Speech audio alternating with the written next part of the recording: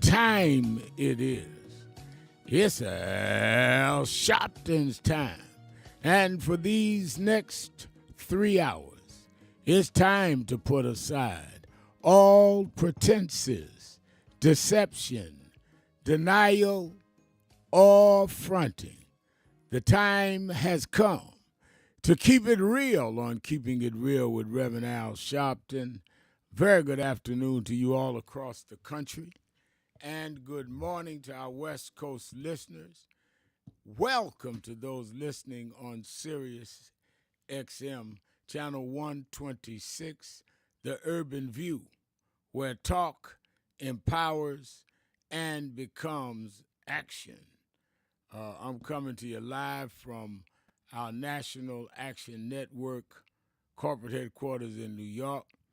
Flew in early this morning from Dallas, had a great Black History Month service with the Dallas Project and Reverend Dr. Byrd and others of the packed house last night, and flew back in this morning, meeting with some of our plenary participants for the National Action Network Convention in April in a few moments. So Dominique Sharpton is going to sit in for me for a while this show, but I wanted to kick it off. Let me be very, very, very clear about announcements. Make sure that you watch Politics Nation with Al Sharpton live at 5 p.m. Eastern Time on Saturday and Sunday. I've got a couple of surprises for you, and I really want everybody tuned in. I also want to say I'll be at the Saturday Action Rally in Harlem, Saturday morning, 9 a.m. to 11 a.m. at the House of Justice, and you in the tri-state area should be there with us, 145th Street and Lenox Avenue, or you can watch it live on Impact Television. And the National Action Network Convention, Dominique will be talking about it all through the show, we're going to have everybody there from Attorney Ben Crump to Joy Reid in our talks when she's coming. And, of course, we're honoring Patti LaBelle. We're going to have Stacey Abrams. Everybody doing workshops, 4 days, something you will not get anywhere else, and the registration is free. But you need to sign up today, because we're down to about 5.5 weeks, and we got to order the rooms. And if you sign up at www.nationalactionnetwork.net, or you can call the toll-free number 1-877-626-4651. And I'm looking at already, we're getting some comments on our live stream at nationalactionnetwork.net. You can watch us on live stream as we do the show, nationalactionnetwork.net live stream, or you can go to YouTube/Nan. And I see you. Is that Angie? Angie Figtree says, good morning from Barbados. Wow, you making me feel like not so good because it's cold in New York. It was all right in Dallas, but it's cold in New York. Josephine Johnson says she's on. And Angie also had said she's always watching you no matter where I am. Well, I appreciate that, Angie.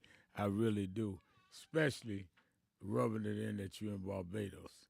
But let me again emphasize, you need to be at Nan's convention. Aside from the well-regarded, well-respected names that will be there, because I don't believe in people coming and not seeing and hearing from the people in the thick of the fight. But aside from that is where we're going to unveil our economic boycott plan, on which company we feel is vulnerable. There's some have called for no shopping blackout on tomorrow. I understand my name is in the call. I did not call it, but I'm not against it. So I don't want people to say, oh, Real Mal got on radio, so he ain't with it. I don't want people to think it's what I called. But any effort that will hold these corporations' feet to the fire, I support.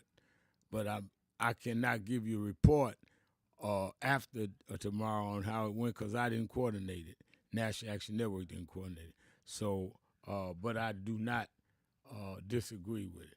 So I just want to make that clear because my name was, and I'm glad they said that they, had some movement because I talked about a boycott and was operating in our spirit, and that's good. But I just want you to know that's not National Action Network doing it or me doing it, so we can't really report on what the goal was and how we measure it. But what we announced at the convention in April 2nd through the 5th, we will be able to measure how we're going to do it. What is the measurement of success? How do you measure success? That's why we want to lay this out. Because do you measure it by being able to get them to come to the table and do certain things? Do you measure it by just putting somebody out of business? What's the success measurement? So I take boycotts very seriously. All right, let me get up and give Dominique her chair back. I'm in her office, and I'm going to be meeting again with those that are helping the black business community that's helping us put this convention together. Dominique will engineer the show, and I believe our policy wonk, Attorney Jennifer Jones Austin, will be on with her. So come on, Dominique, and you got it, and y'all can look at Dominique as on live stream. You can do live stream at nationalactionnetwork.net or YouTube/Nan, N-A-N, and Dominique will read your postings and comments, and she will take your calls on the air.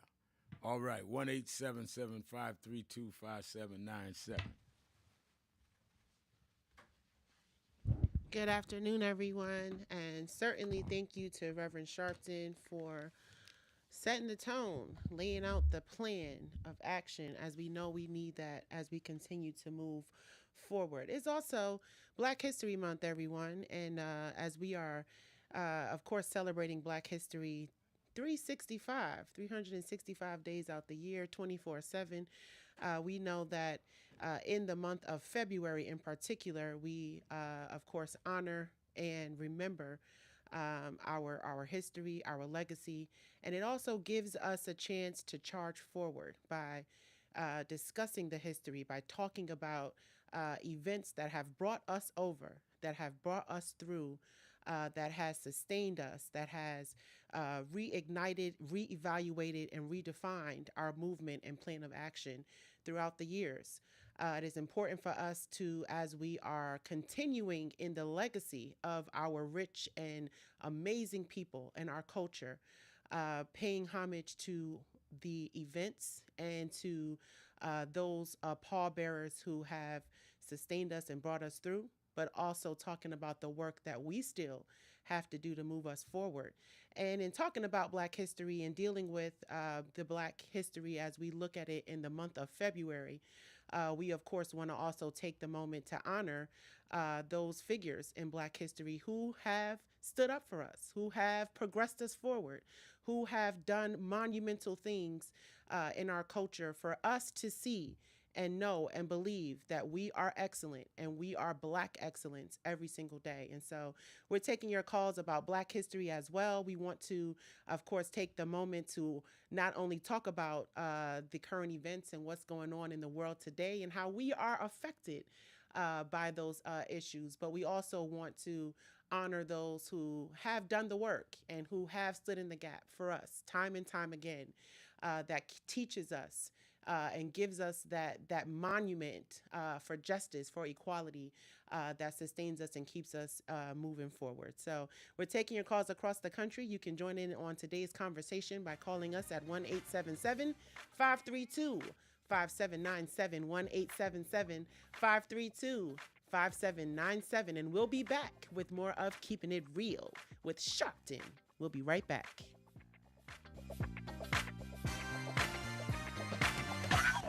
Breaking news. So who is Al Sharpton anyway? Who is this 33-year-old preacher without a church? A number of Black New Yorkers as well. He is little more than a pudgy exhibitionist who can be counted on to show up, bullhorn in hand, at every racial incident.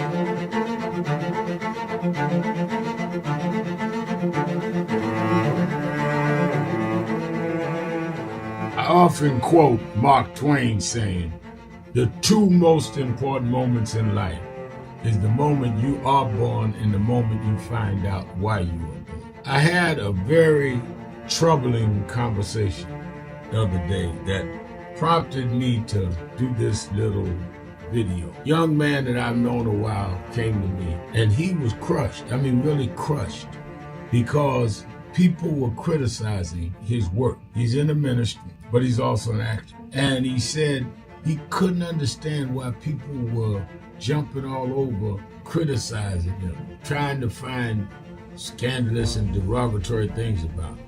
And I told him, I said, you know, you very young. You don't know the road I've traveled. They call me everything but a child of God. A blabbermouth, a loudmouth, too flamboyant, an agitator, a racist, and I a race had to baiter. learn. Yeah, right. I was not defined by how others saw me. I was defined by how I saw myself and whether I was being true to myself. Some of you watching this don't like me. And it doesn't matter as long as I know what I'm doing and I like me for being real. So I'm doing this video to say to you, whoever you are and whatever you do, you may not be in ministry or social justice, none of this stuff, but don't live your life worried about opposition or people that don't like you. You can turn that around. Use me as an example. The same people that called me a scam artist, a con artist, a sellout, or racial hustling, I kept going. And the people I respected started respecting and publicly embracing my work.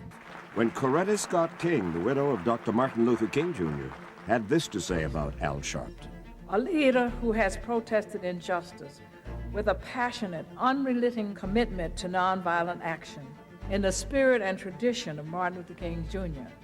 And I am talking about your leader, our leader, the Reverend Al Sharpton. The other thing that hasn't changed is the National Action Network's commitment to fight injustice and inequality here in New York City and across America. And that's not only a testament to Reverend Sharpton, it's a testament to all of you who are here tonight. First and foremost, to Reverend Sharpton. I saw him when he first came on the scene, and I have marveled at his tenacity, at the development of his intellect, and his devotion to our movement and much he has contributed to the world we are experiencing. I am honored, and I must say that when I had my debate with Dr. King on the issue of the church and religion, he didn't warn me that after his departure, his space would be filled by another preacher, and that preacher would be Al Sharpton. All you want in life is people that matter to you to say you did all right. And more important, that you can look in the mirror and say you did all right. Thank you, Rev. Thanks for that introduction. Look, we've known each other for a long time. I'm grateful not only for your leadership and partnership, but quite frankly, more importantly, for your friendship. And thanks to all of you, members of our nation's most important civil rights organization. You have been, over all of your years, such an extraordinary leader. You are a voice of truth, a voice of conscience, a voice of practicality around what we must address and what we can do. And I thank you so much for your friendship. I remember that most of the youth around Al's age, he was about 12, wanted to be like Connie Hawkins, a great basketball player, legend, or Earl the Pearl, or Clyde Frazier. Al wanted to be like Adam Powell, a powerful preacher with a social justice gospel. He was very close to, at that time, to Reverend William Augustus Jones, powerful preacher and social justice advocate, and Reverend Gardner Taylor State right down the street, and Bishop Washington, whose church he came from, and Reverend Sandy Ray. He wanted to be like these giant preachers. He wanted them to have the edge, however, of the King's social justice dimension. He wanted to be like them. Now he's one of them. Perhaps taller than most of them because of the risks he has taken and the reward God has given him with his gift. I remember so well that first escorted him to jail. He was around 13 years old. With the jail fighting the ANP. He was in the lineage of our struggle. He grew up in it. We didn't just see him on TV one night. He didn't happen. He came bottom up, not top down.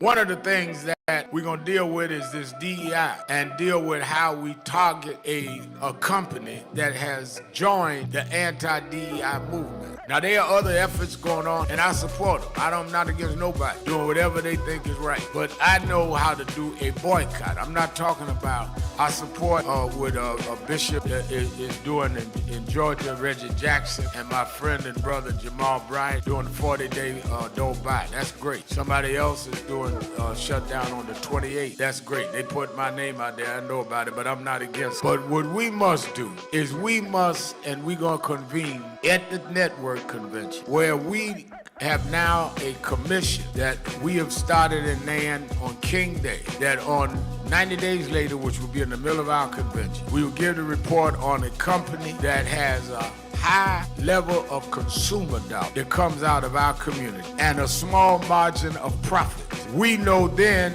that we can take a real impact, because he cannot have his margin of profit turn into a loss and sustain itself. The other thing we're going to do is we're going to announce we're going to buy some stock in some of these companies and go to the stockholders meeting. So all of y'all here today, I'm going to buy some shares, and we go into the stockholders meeting and stand up in the meeting and say, how do you sell in our community, but you won't give contracts to our people? You won't hire our people. You won't deal with the C-suite. So we're going to have a multi-pronged strategy. Why don't you advertise on black media? We're going across the board, and we're laying out the plan. And we got people those 4 days. People that are watching, that want to come, all you have to do is register www.nationalactionnetwork.net, or you can call the toll-free number. You can call now. People are at the phones now at 1-877-626-4651.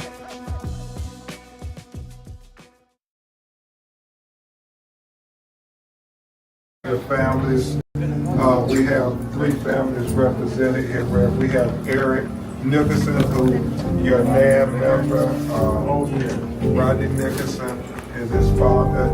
We have both Lisa and Trevor, who lost their mother, and then we have Evelyn and her children and family. You belong with Diaper, the news that Evelyn McClendon was saying. And so Rev wanted Let's pray. Dear God, we come brokenhearted, but still with firm belief that there is meaning to everything that you allow. Give us the strength to stand even amidst this debris and to rebuild and to stand up to the challenge.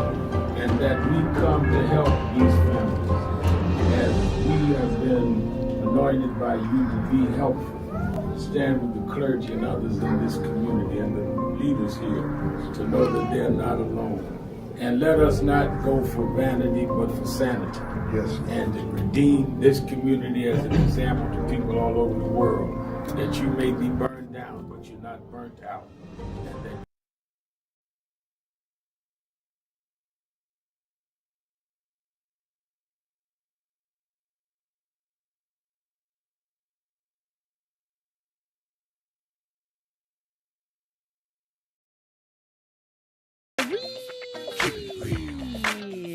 Keeping it real. I'm Dominique Sharpton, Reverend Sharpton's eldest daughter.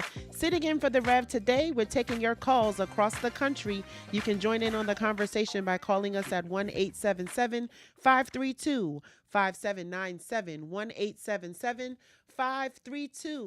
1-877-532-5797. Before the break, Rev joined us. He is stepping out for a very important meeting today as we are dealing with the economic and poverty that we are all experiencing. He talked a little bit about this national boycott that is happening on this Friday that we truly support. And while Rev is not at the helm of it, National Action Network not at the helm of it, we certainly support it and have been dealing in various ways on how we can really be strategic but also valuable in our activism and dealing around this whole DEI, sanction and dealing how we as a community overall across the nation, how we best succeed in this fight against holding corporations accountable for many of which have demeaned their DEI standards and have, gotten rid of it altogether. And some companies, are saying, nah, we not really there yet. We still need diversity, equity, and inclusion in our corporation. And so we are supporting those corporations, but also really airing out the others that are not in support of our goals and our mission. And of course, in line with making sure that diversity, equity, and inclusion matters and is prevalent and relevant in our organizations, corporations, and in our government across the board. And so we are definitely vigilant in the fight and support the boycott and encourage you all to do the same. Even though we are not at the helm of it, we have a lot of work that we are doing to work towards building a sustaining movement around how we really tackle and deal with these diversity issues that we're encountering. We're taking your calls across the country. As I mentioned, you can join in on the conversation today by calling us at 1-877-532-5797. You can also comment via our live stream at National Action Network. And we are definitely talking about some of the top issues of the week. We'll be joined shortly by Jennifer Jones Austin, as we are every Thursday, but want to really get into some topics of discussion. And as I mentioned, it is Black History Month, and we are definitely talking about, in light of the issues and things that we're dealing with and want to discuss, also amplifying those figures in history throughout our Black history that we want to amplify in this moment as we know the work continues. So I want to talk about my godmother, Dr. Betty Shabazz. She was the wife, and many of you know she was a very, very prominent activist, but she was the wife of Malcolm X, El-Haj Malik al-Shabazz. And on last week, we actually commemorated the anniversary of El-Haj Malik al-Shabazz's assassination. And we saw in that time how Dr. Betty Shabazz stood against adversity with her 6 young girls when her husband was shot down at the Autobahn ballroom right in front of her and her daughters. We saw how she rose to the occasion, not only to raise those girls, but to raise her purpose in the world. And she was a very devoted educator. She was a devoted wife and revolutionary activist. And she was more than just the wife of Malcolm X. She was a powerful civil rights activist in her own right. And after his assassination in 1965, she did just that, dedicating her life to preserving not only his legacy and fighting for Black empowerment through education and activism, but she was a true pillar of making sure that Black and brown children had access to quality education. And she was very intricate in my educational career, mine and my sister's educational journey, as she, taught my parents about the importance of African institutions, and they enrolled us in one through our elementary and middle school career, to attend an African-centered institution that was run by people of color, taught by people of color, and they instilled values in us. They taught us about African culture. They taught us about the Yoruba nation, and they taught us about the Nguza Sabas, and they taught us about how we as descendants of African people, how we survive and succeed, and how we devote ourselves to quality education and to knowing our history and to being a part of the evolution and revolution of what the future holds. And that's us being dynamic in our stance and in our voice and feeling unapologetic about who we are as people of color. So I commend and I honor Dr. Betty Shabazz and so many of the mothers of the movement who really took that mantle on for excellence.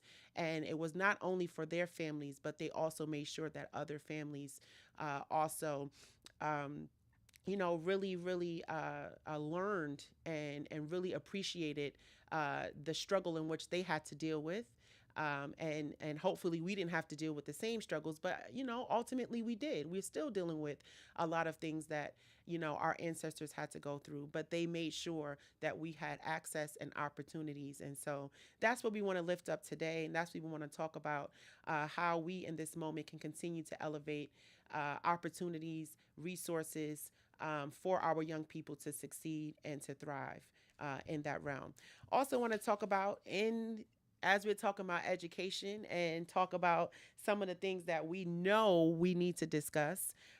In the news, I wanted to talk about how there are states that are literally bracing themselves for this plan that President Donald Trump has outlined to literally dismantle the education department. President Donald Trump has pushed to abolish the whole education department, and states are literally scrambling as he's trying to determine how to eliminate the United States Department of Education, arguing that education policy should be controlled by individual states.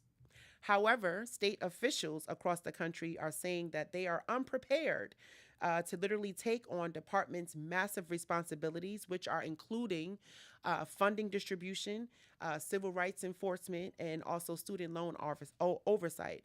Now, the confusion and concerns over federal funding cuts without clear guidance from the White House, lawmakers are left guessing, how to actually handle potential funding gaps for low-income students, for low-income schools, with students who have disabilities, federal education programs. And while some Republican leaders are supporting reducing federal oversight, many are also warning that states lack the infrastructure to manage these responsibilities without federal support. And so the fears of privatization and civil rights implications, some Republicans favor converting federal education funding into block grants, which are giving states more flexibility, but raising concerns that funds could really be redirected to support and enhance private schools and private institutions, which are not required to follow civil rights protections for students. And education advocates are warning that eliminating federal oversight could actually worsen these inequalities, particularly for disadvantaged students. So we need to talk about that. And certainly, if we're talking about dismantling the entire education system or the entire education department and how that looks in terms of how funds are particularly disseminated to states, who have to uphold and support public institutions for students to actually go to school and get a quality education.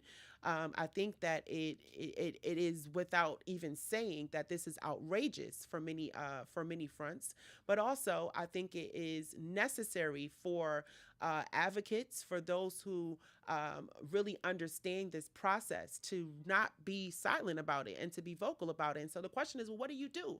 If you got people saying, if you have states that are lawmakers in these states saying, we are not ready to handle that, that is too robust for us to actually have to deal with.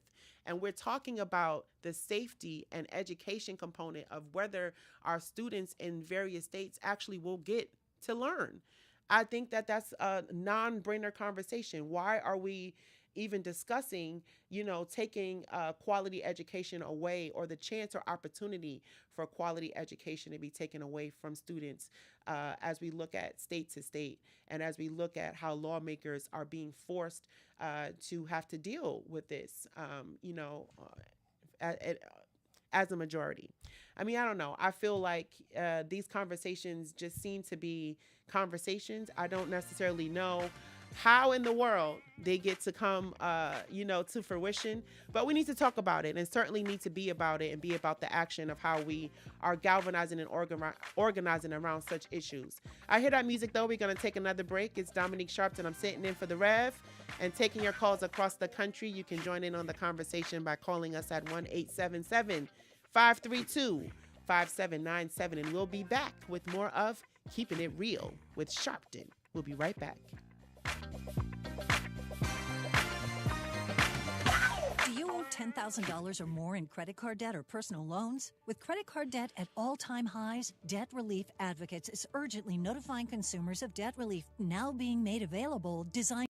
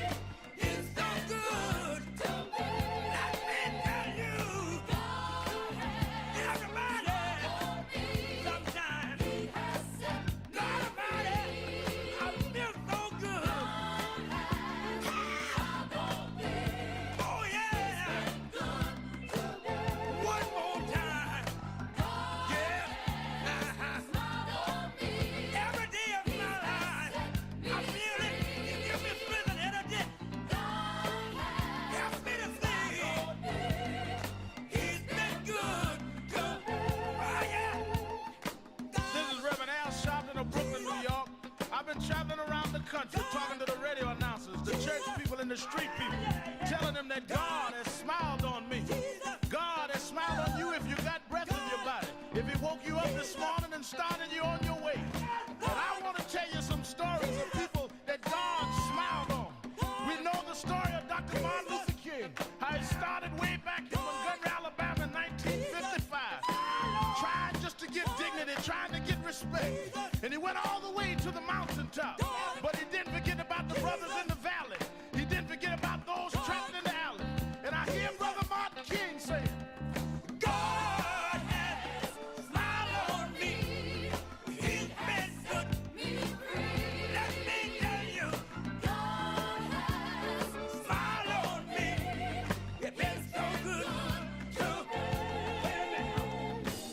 Then I see as Dr. King went on, another man stepped into the forefront by the name of John F. Kennedy, who rose up and said, let's not stand back. Let's not wait for a handout. Let's wait for a way out. He said, ask not what your country can do for you, but what you can do for your country. He said, don't us gravel and don't us moan, because God done smile on us.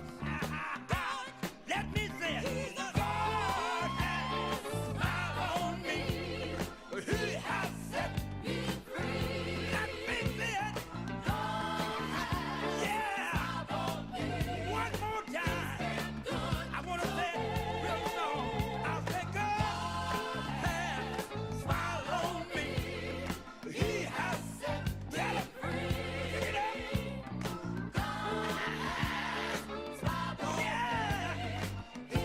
Pick it up. Then I went on by backstage at the Apollo Theater and I saw a man come out. They call him the King of Soul, James Brown. And James Brown said, Reverend, don't you worry. I started out as a shoe shine boy.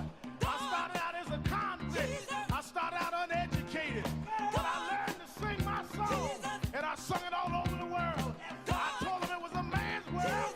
I told him about the big payback. I told him Papa got a brand new bag. And all over the world, they can hear my voice. But Reverend, don't you frown. Don't you bow your head. Tell him what you told me, Brother Brown. I said, God has smiled on me. He has set me free. Yeah. Oh, yeah.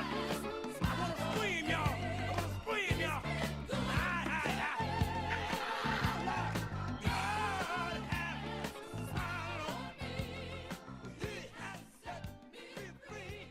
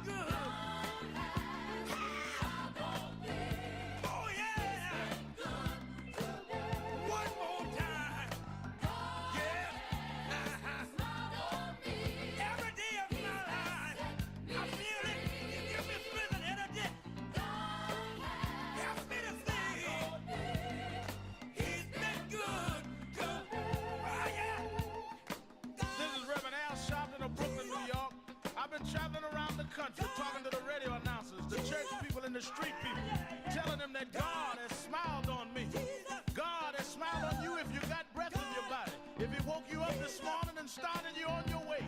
But I want to tell you some stories of people that God smiled on. We know the story of Dr. Martin Luther King, how he started way back in Montgomery, Alabama in 1955, trying just to get dignity, trying to get respect. And he went all the way to the mountaintop. But he didn't forget about the brothers in the valley. He didn't forget about those trapped in the alley. And I hear Brother Martin King say, God has smiled on me. He's been good to me. Let me tell you, God has smiled on me. It's been so good to me. Then I see as Dr. King went on, another man stepped into the forefront by the name of John F. Kennedy, who rose up and said, let's not stand back. Let's not wait for a handout. Let's wait for a way out. He said, ask not what your country can do for you, but what you can do for your country. He said, don't us gravel and don't us moan, because God done smile on us. Let me say it. God has smiled on me. He has set me free. Let me say it. Yeah. One more time. I want to say it real slow. I'll say God has smiled on me. He has set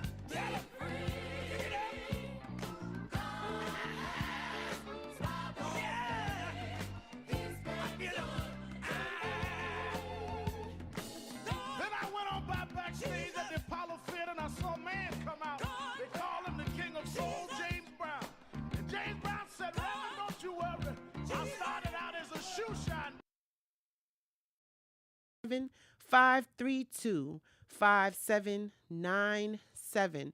As a reminder, please, those of you who heard Rev at the beginning of the broadcast today, we have our national convention coming up April 2nd through the 5th in New York City at the Sheraton Hotel in Times Square. It is a free convention, free 99. We just need you to confirm that you'll be in the building April 2nd through the 5th. And we've got some heavy hitters that are lined up to come and address the convention. But it's really a time for us to really galvanize and organize around the issues that matter to us and really setting that action agenda. So we have our chapters who are coming from all over the country, from Tennessee to Maryland to California to Michigan to New York City. They'll all be in the house, and we're really formulating that action agenda of what we're going to do around housing, what we're going to do around healthcare, what we're going to do around these education inequalities. As I mentioned, President Trump trying to dismantle the entire United States Department of Education. We have a lot to work for and towards, but we need to come together to really formulate that action agenda. So we hope that everyone who really, really cares about these issues and cares about being actively involved in these issues will join us in person at the convention in New York City, April 2nd through the 5th. You can log on to our website at www.nationalactionnetwork.net and get the information, and you can register online right there on the website. You can also call us at 877-626-4651 if you want to register over the phone, but registration is free. We just need for you to let us know that you will be in the building. We've heard from some of our friends from National Action Network who've already confirmed they'll be in the building.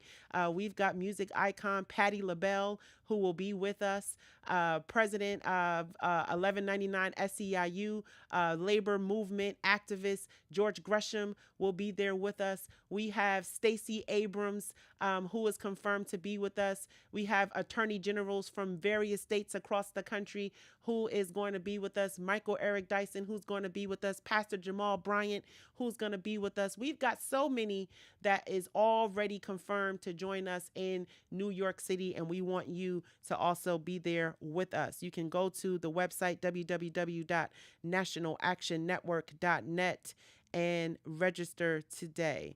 We're going to go to the phones. As I mentioned, you can join in on the conversation today by calling us at 1-877-532-5797. I can't see my call screen, so somebody let me know who we got on the air, and let's talk to them. Let's go to the phones. Let's go to Pam on line 2. Pam, you're keeping it real. Good afternoon. Hi, Dominique. It's so good to hear you. Yes, and thank you for all that you do. I'm glad about the convention. I cannot be there physically, but I am there in spirit. And whatever the call to action is, we will do, and we will push here in Chicago. Dominique, I wanted to talk about accountability and hypocrisy, if I may. And before that, though, I want to talk about the legacy. The fact that we have this person, this adjudicated sexual abuser in the White House, along with his Nazi-loving, hate-filled cabinet, this is an insult to the legacy of what you said your godmother taught you, the legacy of Reverend Dr. Martin Luther King, and each and every person that fought that we could have some freedom, some dignity, and that we could move Black people forward. And this is what I'm saying to the people who supported this. I don't hear them, Dominique, asking this person in the White House to do anything decent. The pastors who supported him, the clergy, they're not asking him to be a decent man, to be caring, to have some compassion. All they are doing is going along with his vindictiveness, his vengeance, his evilness, even the way that he is dismantling government. Because you recall Bannon as well as Miller, both of them are hateful, right? just has the hate emanating, from the White House. But there were black people that supported this. Mm-hmm. And now here in Chicago, they brag about it, that they're at Mar-a-Lago, that, they had a problem with the Democratic Party. Okay, But you notice, Pam, not one of them got a cabinet position. Not one of them got appointed to do anything reputable in terms of how we are dealing with these issues or how we're dealing with even governing across the board. And so, yeah, they may have gotten a photo op or a conversation or, a couple of kikis, whatever the situation is. But we've got real issues on hand, and it doesn't seem like the president has anyone in his ear or around him who is really dealing with how, he's governing for all people and not just a certain group of people. And so, it just seems to me that there's no one around him per se, who has that voice, who has that reasoning voice to say, well, you're talking about dismantling the education departments. Really? Like, are we really going to do that? Are we really going to go there? Are we really going to, cripple the nation in this capacity? And so, I feel like this is just a resurgence for us. I feel like it just means that we've got to get up and do more. We've got to get up and fight back. We've got to get up and be vocal, not just be, behind our screens or behind our phones, but we've got to really show up in masses to say, look, we built this country and we are here in this country and we care about this country, and we are not going to allow to just, take anything that's coming to us. We have to learn how to fight back, and we've got to do that very strategically. And so that's why I'm here. I don't know about you, Pam. Go ahead. Yeah. Mm-hmm. No, Dominique, I'm just as imperfect as it is. And then let me just ask one more point, and then I'll hang up and listen. Dominique, I need to know. I know what the poor, working class people and middle class. Dominique, we're fighting billionaires and millionaires. We need our black billionaires, as few as they may be, and millionaires to stand up and either say something or do something. Absolutely. And I know that, Reverend Sharpton will have contact with them, but we need to know who is on our side. That's right. This is the time to stand up for evil. It's right or wrong, good or evil. There is no gray. You know it. And so we all have to put out whatever we need to put on the line. Reverend Sharpton is doing it. Reverend Jackson has done it. All that came before us. So I'm ready for whatever the call is. And then let me say, for the boycott, I'm all for it. And let me just ask this. You people who love your designer clothes and your luxury items, could you kind of just pull back on that too? Could you have your own? I'm serious, Dominique. Can we not, and I don't mean any harm, can we maybe not have the designer purses and clothes? Can we do it out that a little bit? I feel like we need to be more strategic and conscious of how we're spending our dollars, especially in a time like this where we don't know, we're dealing with inflation on top of the fact that, we're dealing with, of course, DEI and corporations that are saying, I'm not with that. We're dealing with a lot of that. And so it just seems to me like as we're paying $15 for a dozen of eggs, we have to be strategic about how we're spending our money and where our money is going. Very important in this line also to amplify Black-owned businesses and where our Black businesses are and how not only their products, are disseminated to our community and being accessible to us. As we know, they were accessible to us in the Walmarts and the super centers that, that are in close proximity to many of the communities that we reside in. But we also need to really reach for our Black-owned businesses and really help to galvanize and organize around making sure that they are accessible to us in our community. That's also very important. And that's another level of this boycott that we're talking about too. All right, Pam, I hear that music. Thank you so much for your call. We're going to take another break. It's Dominique Sharpton. I'm sitting in for the Rev, taking your calls across the country. You can join in on the conversation by calling us at 1-877-532-5797, 1-877-532-5797. We'll be back with more of Keeping It Real with Sharpton. We'll be right back.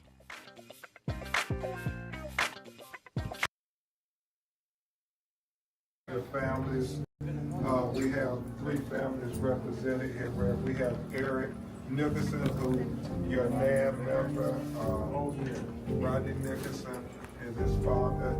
We have both Lisa and Trevor, who lost their mother, and Lily and Cal Evans and her children and family. You could all recite the news that Evelyn McClendon's. And so we're one. Let's pray. Dear God, we come brokenhearted, but still with firm belief that there is meaning to everything that you allow. Give us the strength to stand even amidst this debris and to rebuild and to stand up to the challenge. And that we come to help these families as we have been anointed by you to be helpful. Stand with the clergy and others in this community and the leaders here to know that they're not alone. And let us not go for vanity, but for sanity. Yes. And to redeem this community as an example to people all over the world, that you may be burned down, but you're not burnt out, and that you will make a way out of nowhere. These blessings we ask on each and every one of these people, even when the cameras are going, that you still shine a light of mercy. These blessings we ask in your name. Amen.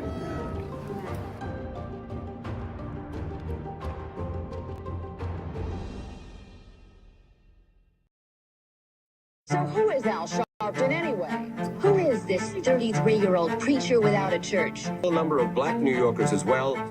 He is little more than a pudgy exhibitionist who can be counted on to show up, bullhorn in hand, at every racial incident.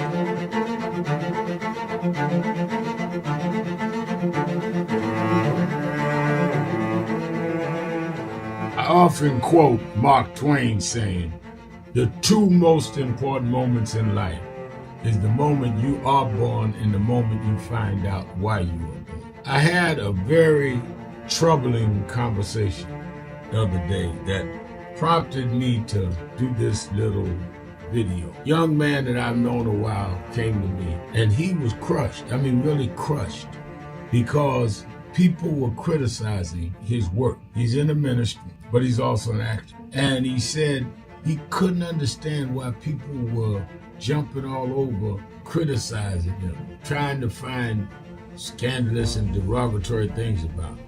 And I told him, I said, you know, you're very young. You don't know the road I've traveled. They called me everything but a child of God. Racial discord, a blabbermouth, a loudmouth, too flamboyant, an agitator, a racist, I a race had to baiter. learn. Yeah, right. I was not defined by how others saw me. I was defined by how I saw myself and whether I was being true to myself. Some of you watching this don't like me. And it doesn't matter as long as I know what I'm doing. And I like me for being real.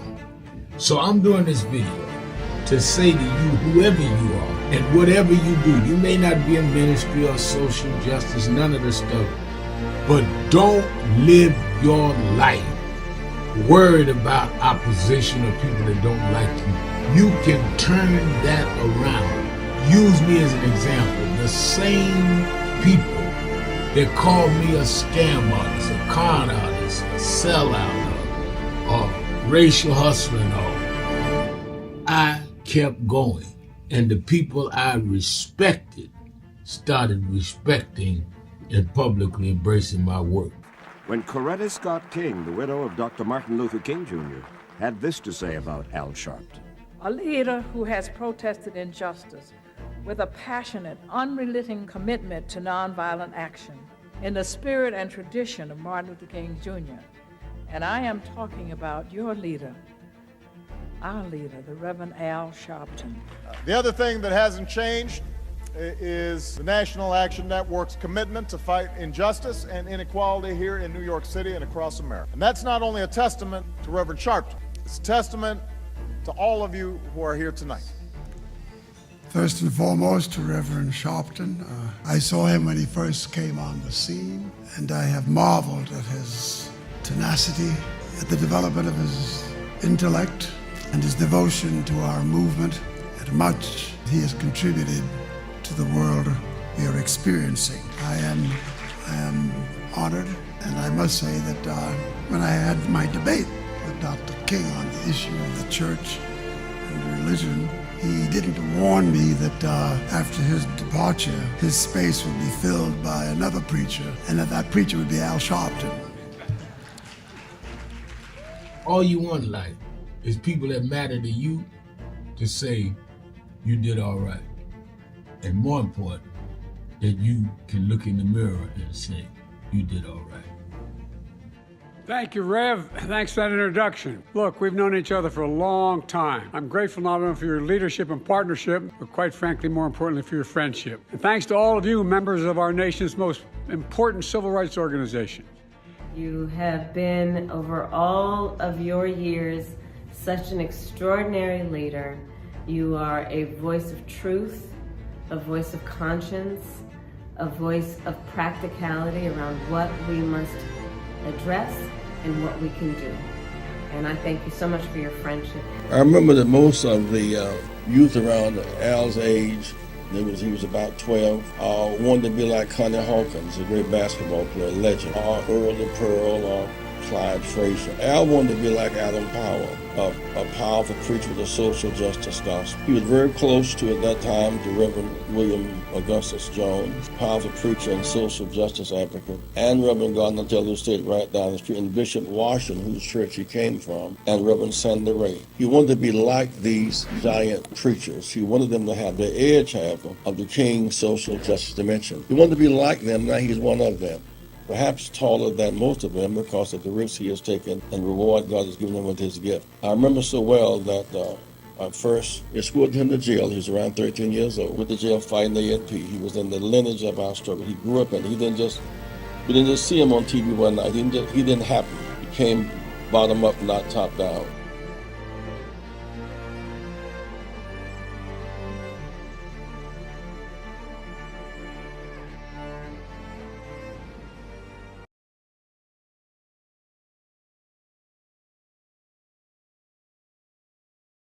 One of the things that we're going to deal with is this DEI, and deal with how we target a company that has joined the anti-DEI movement. Now, there are other efforts going on, and I support them. I'm not against nobody doing whatever they think is right. But I know how to do a boycott. I'm not talking about, I support what a bishop is doing in Georgia, Reggie Jackson, and my friend and brother Jamal Bryant doing the 40-day don't buy. That's great. Somebody else is doing shutdown on the 28th. That's great. They put my name out there. I know about it, but I'm not against it. But what we must do is we're going to convene at the network convention, where we have now a commission that we have started in NAN on King Day, that on 90 days later, which will be in the middle of our convention, we will give the report on a company that has a high level of consumer doubt that comes out of our community and a small margin of profit. We know then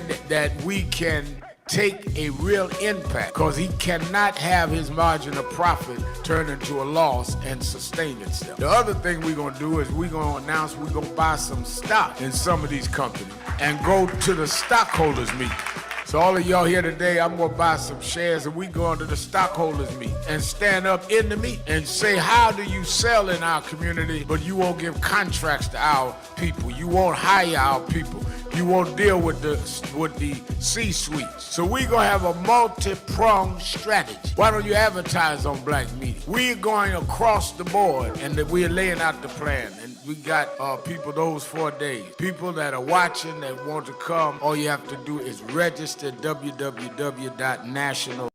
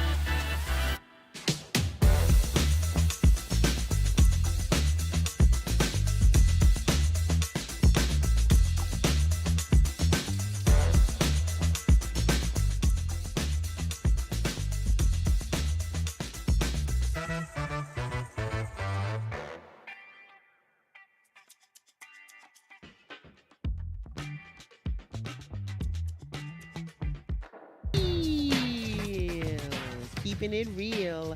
I'm Dominique Sharpton, Reverend Sharpton's eldest daughter, sitting in for the Rev today, taking your calls across the country.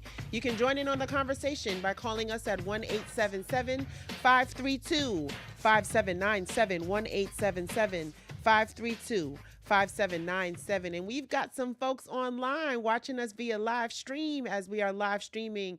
And you can also comment on the live stream at National Action Network. We're live and we are about the action. Let's go back to the phones.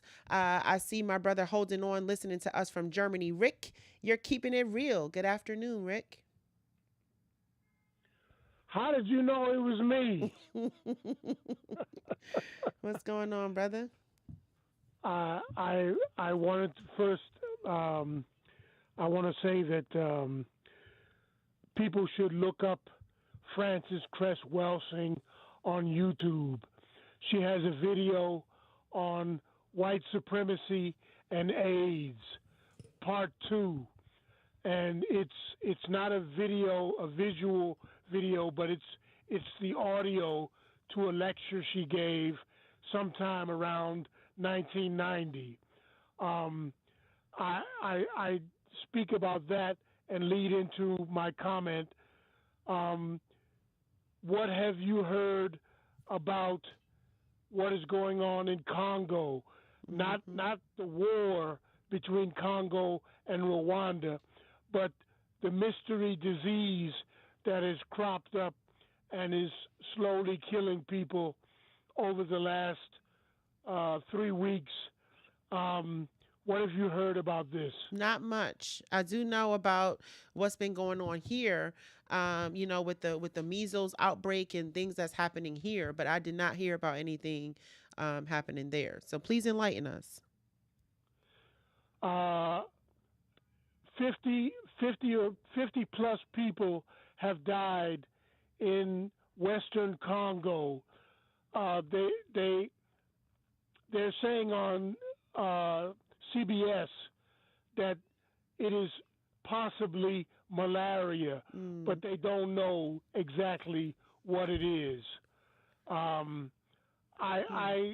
say to you that HIV and AIDS came out of a laboratory, and disease popping up in Africa possibly comes out of a laboratory as well. I'm done, sis. Very interesting that you're saying that. And I know that as I was dealing with that, I know our executive producer put that here too, because we're dealing with, the first measles death that was reported in Texas. And this outbreak that's happening. And you're talking about, laboratory, illnesses that are deriving from labs that are, being circulated around vulnerable communities across the world. And then, and that's not something that we should take lightly. It is not something that is new, and it's not something that, that we haven't dealt with or continue to deal with.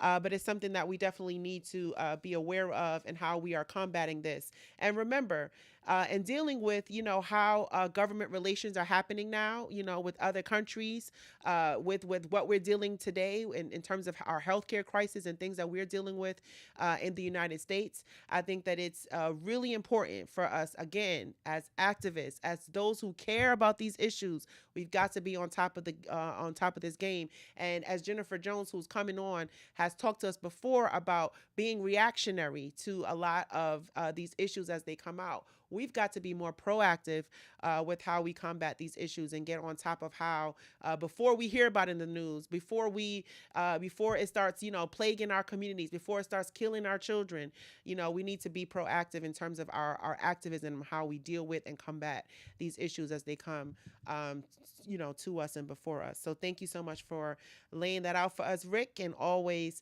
keeping it real. Let's go back to Chicago, listening to us on WVON. Brother Andre J on line 6. You're keeping it real. Good afternoon.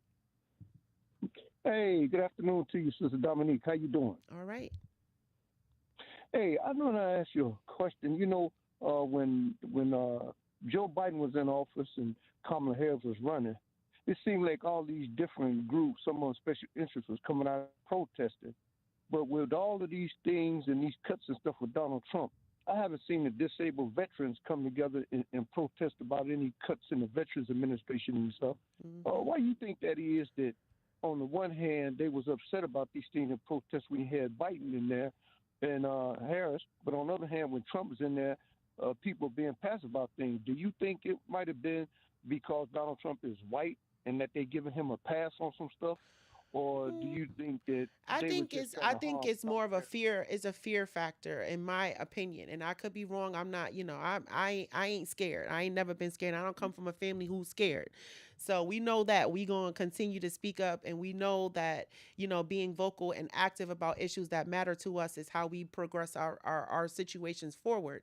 But I will say that, yes, there was an upsurgence of demonstrations of people speaking out. And it seems like now I'm not trying to say people are quiet, but I feel like, there's a fear factor here because we just don't know what's coming. I mean, this man came out and said he want to dismantle the entire U.S. Department of Education, and we'll do that, and we'll push to get that done. So, I mean, these are things that that are outrageous, that are happening, and we just don't know. It's kind of like, you get in the ring and you got your guard up, but you just don't know how to throw the punch because you don't know what's coming. You got to keep your guard up though, because you don't know, how the swing is coming at you.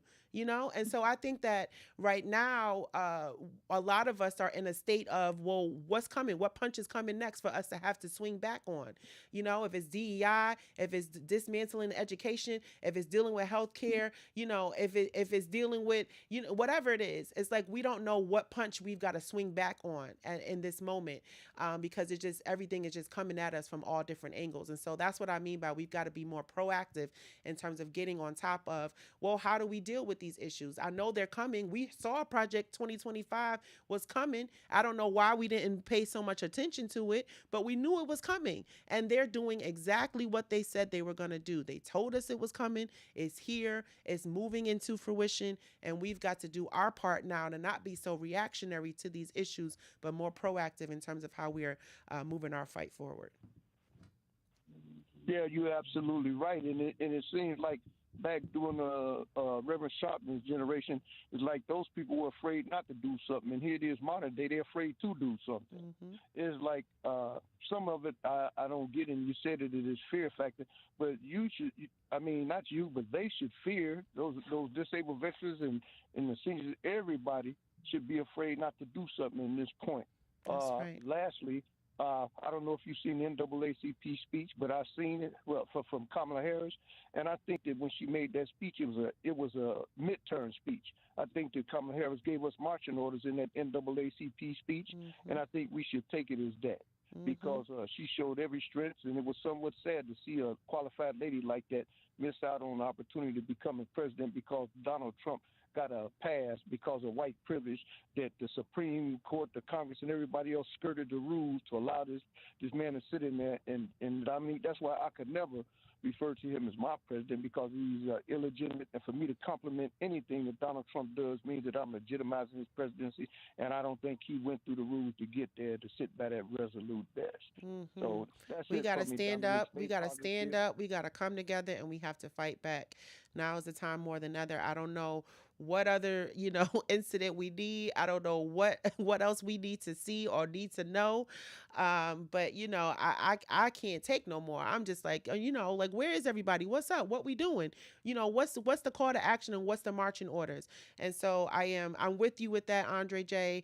And I do feel like we have the momentum and the capacity to do what we need to do. We just got to come together and do it. Thank you so much for your call.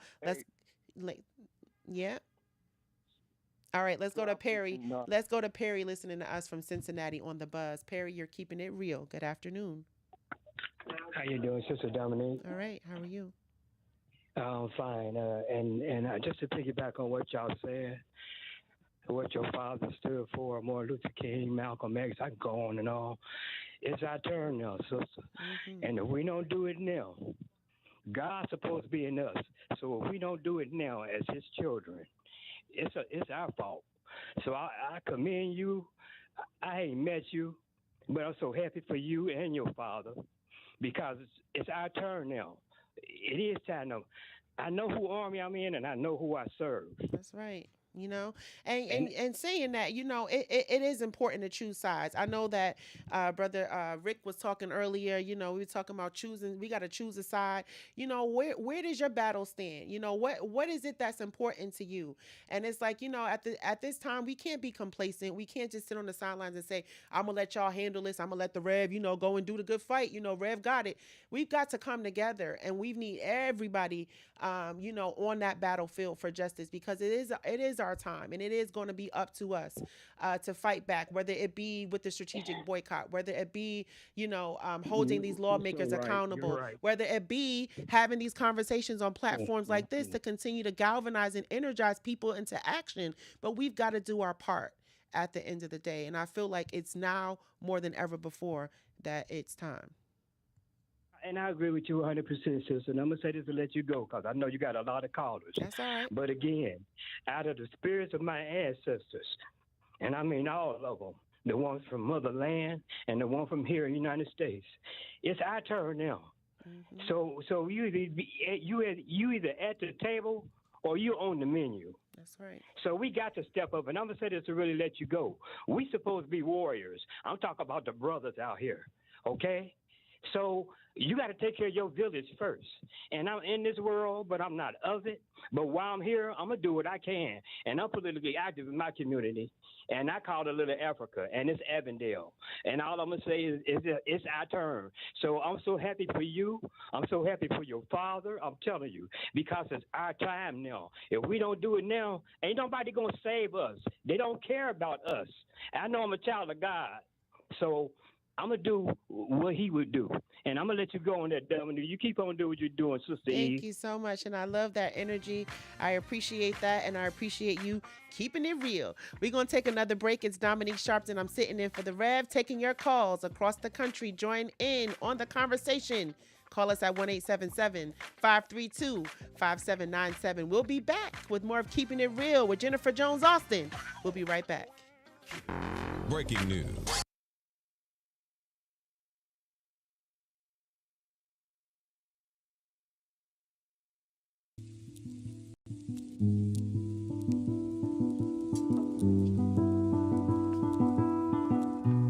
I had a thought this morning that I want to share with you about mentorship. I am able to do a lot of what I do because I had great mentors, but there are correct ways and incorrect ways to mentor people, in my opinion. I was mentored as a boy preacher by Bishop F.D. Washington, one of the great Pentecostal preachers of his time. Then Reverend William Jones became my pastor after Bishop Washington died, who was unquestionably in the top 5 black church ministers, theologians. Reverend Jesse Jackson, who I started my activism under his leadership, he and Reverend Jones.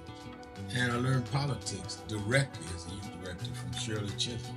So even though I didn't finish college, I had the most unique education in the world from being exposed to giants. But the one thing I learned is as I grew older and people started coming younger than me and wanted me to teach and mentor them, the magic of the mentors I had is they did not want me to be their clone.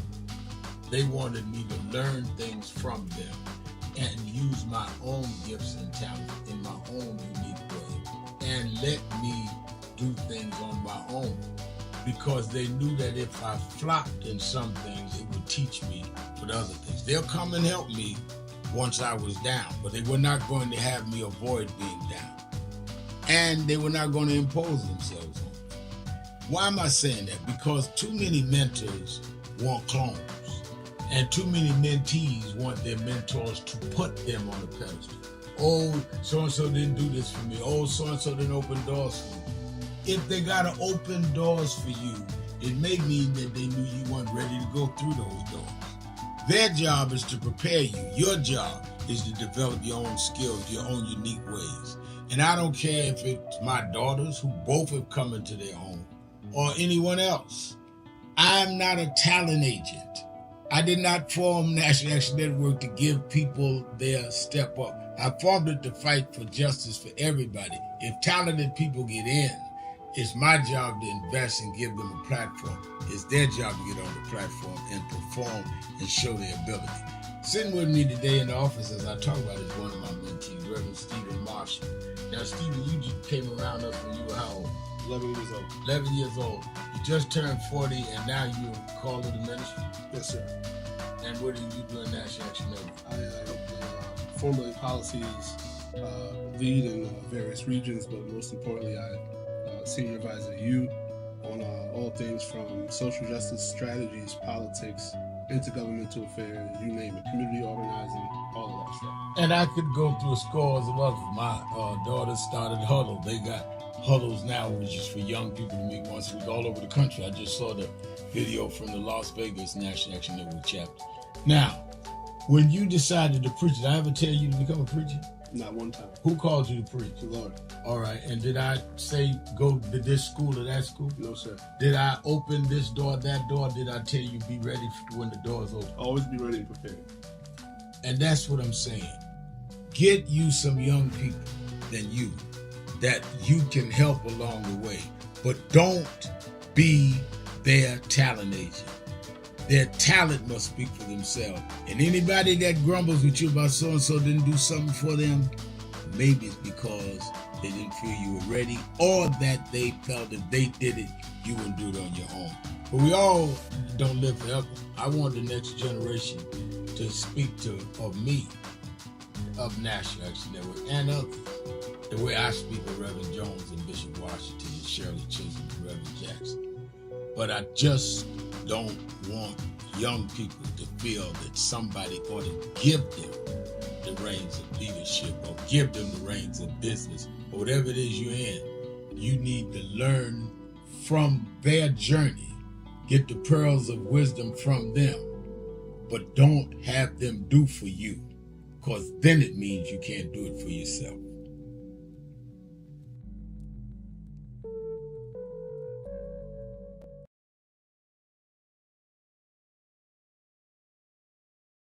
So who is Al Sharpton anyway? Who is this 33-year-old preacher without a church? A number of black New Yorkers as well.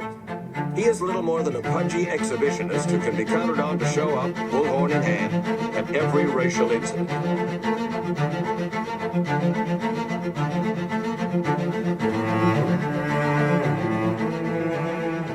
I often quote Mark Twain saying, "The two most important moments in life is the moment you are born and the moment you find out why you were born." I had a very troubling conversation the other day that prompted me to do this little video. A young man that I've known a while came to me and he was crushed. I mean, really crushed, because people were criticizing his work. He's in the ministry, but he's also an actor. And he said he couldn't understand why people were jumping all over, criticizing him, trying to find scandalous and derogatory things about him. And I told him, I said, you know, you very young. You don't know the road I've traveled. They called me everything but a child of God. Racial discourse, a blabbermouth, a loudmouth, too flamboyant, an agitator, a racist, I had to know. Yeah, right. I was not defined by how others saw me.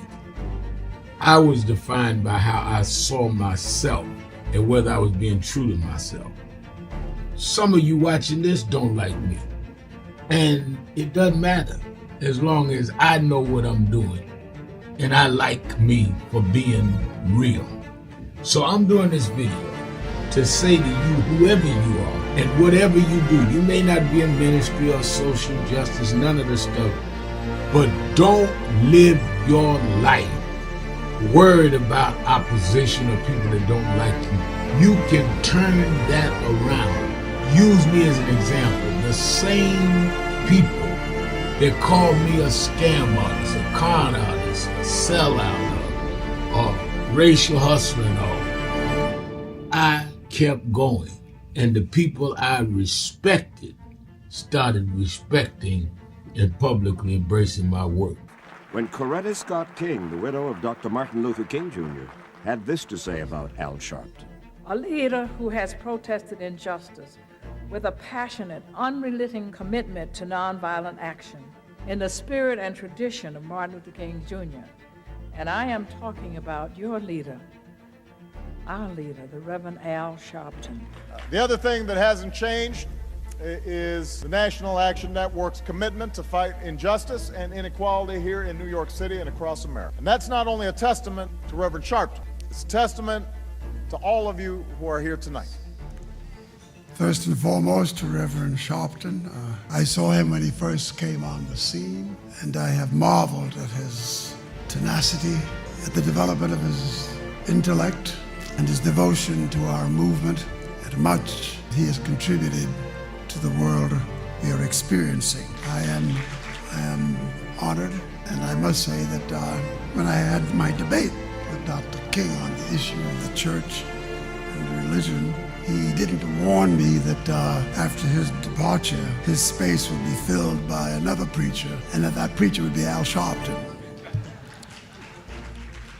All you want in life is people that matter to you to say you did all right. And more important, that you can look in the mirror and say you did all right. Thank you, Rev. Thanks for that introduction. Look, we've known each other for a long time. I'm grateful not only for your leadership and partnership, but quite frankly, more importantly,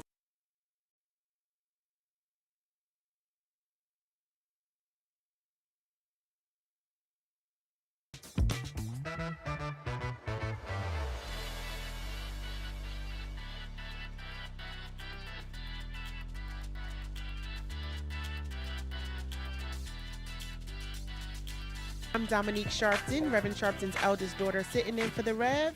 Taking your calls across the country. You can join in on the conversation by calling us at 1-877-532-5797, 1-877-532-5797. And we are joined, as we are every Thursday, by Sister Jennifer Jones Austin, Chief Executive Officer of the Federation of Protestant Welfare Agencies, and of course, the Vice Chair of National Action Network's Executive Board. Sister Jennifer, good afternoon. How are you? Good afternoon. I am holding. Lots going on in this world that is, it's a lot to handle, a lot to manage, and just all of us trying to stay sane and live to the best of our abilities with the least amount of stress, because, as we all know, stress in the mind has impact on the body. Absolutely. We got to keep ourselves physically strong, so in turn we can be mentally strong, and keep ourselves mentally strong, so in turn we can be physically strong. But it is, as I'm sure many people know, it is easier said than done, and especially right now. Absolutely. How are you feeling physically? I am getting through. Shingles is it's a journey, and what is happening right now? I'm about 3.5 weeks in, and they say the hardest part is over, but the pain can persist for as many as 6 months to 1 year. What? So, I'm trying to hold firm that it's not going to be that long. But I'm going to be all right. I've been through a lot, and I've been okay. Yes, so I'm going to get through this, too. And I'm going to keep dancing. All right now. I love that. I love that. We're talking today, Sister Jennifer, and as we are winding down for the month of February, we know that we celebrate Black History Month every day of the year. I know I do. I know you do. But as we are winding down from this month of February, first of all, I want to also mention that on yesterday, February 26th, was the anniversary of the killing, to me, the assassination, I say, of Trayvon Martin. Trayvon Martin was 17 years old when he was shot down by a gunman, George Zimmerman, in Sanford, Florida. He was 17 years old. That was 13 years ago. Trayvon would have been 30 years old on his past birthday. And so we are reminded, through as we're talking about Black history and through these moments that not only revitalized the movement, gave us, a resurgence of action to be involved, to get involved, and especially for young people in this moment, who had not necessarily necessarily been exposed to, the marchings of even the Sean Bells and those that have come before what happened to Trayvon Martin. But this was a resurgence across the country and a revitalizing moment to get in the fight and be active, to understand the systemic racism and things that were going on and how we are still experiencing that today. But it was also, literally a moment where we had to see the crippling criminal justice system, as we were not, George Zimmerman was not brought to justice by a criminal justice system. But how we remain vigilant and diligent in the fight for justice, to stand with the mother of Trayvon Martin, Sabrina Fulton, who has since even revitalized her purpose in forming the Trayvon Martin Foundation. And they do programs for young people across the country and so many great work. But she was even able to stand in that moment, in that crippling moment that, that we felt with her, to stand up in her purpose through her pain. Right. And so we've seen that throughout our history.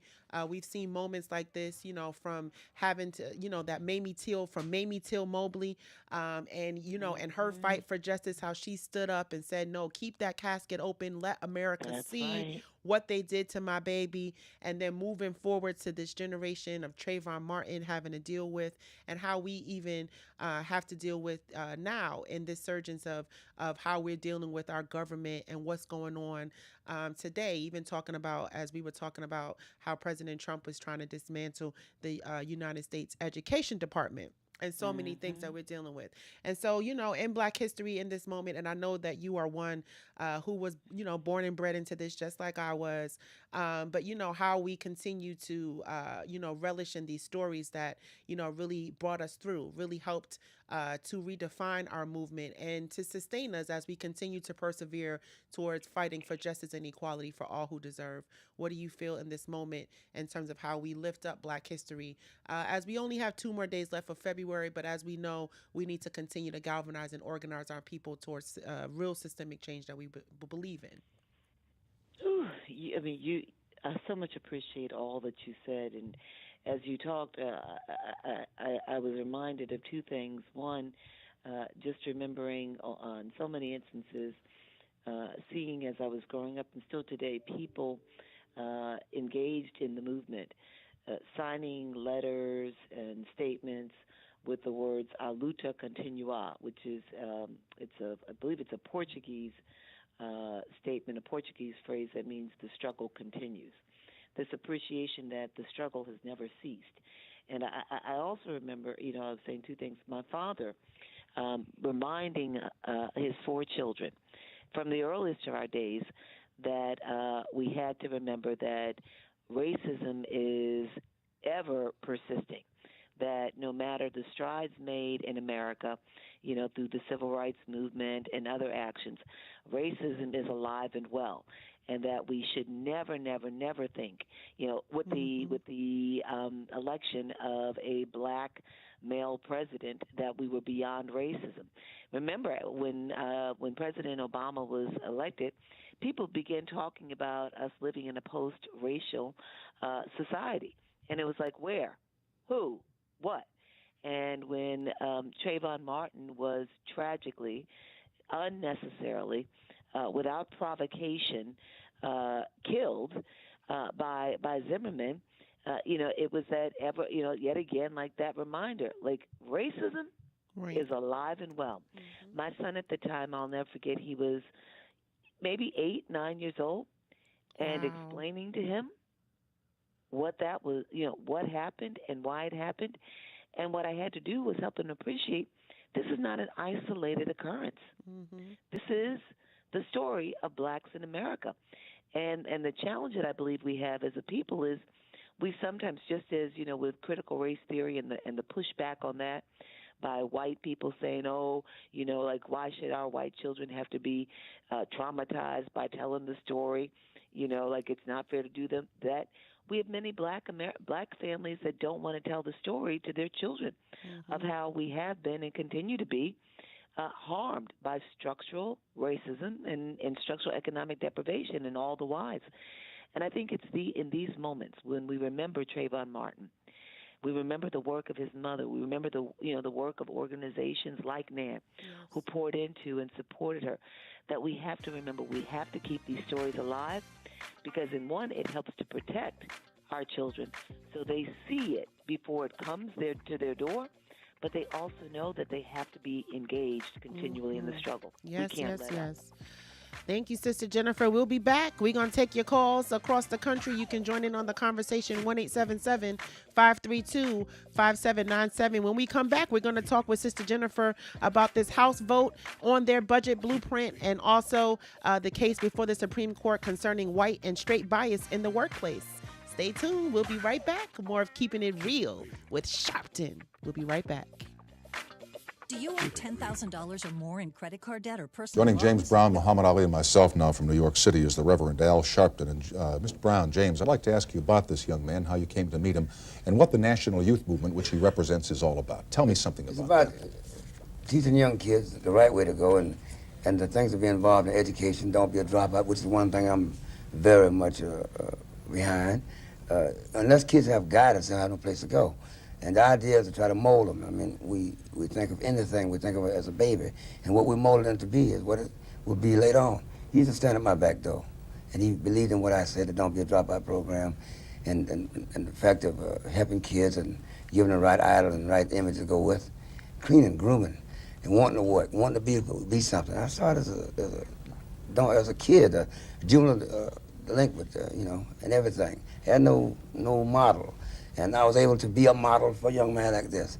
And what he turned out to be, he's a minister, and he preaches the right thing, and I'm for him 1,000%. I'm for everything he's about. Mr. Sharpton, how national right now is the National Youth Movement? Is it something new? Has it been going on for a while? Do you have a stated number of members? Tell me something about it. Well, we don't really get into a numbers game because that's been a trick that has been played for the last 20 years. What we're basically interested in doing is saying to young people of impoverished backgrounds that there are people like a Muhammad Ali and a James Brown that represents hope to us. Because these people, despite all of the social odds, despite the unemployment statistics, despite the lack of education in their day, were able to grow and be something that we can be proud of.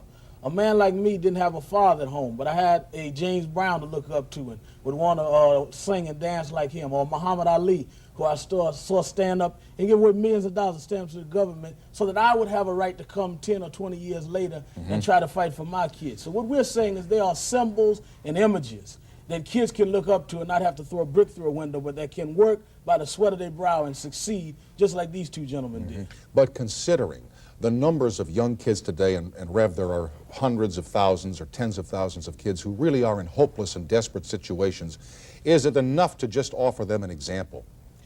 You say hopeless, though. Not hopeless.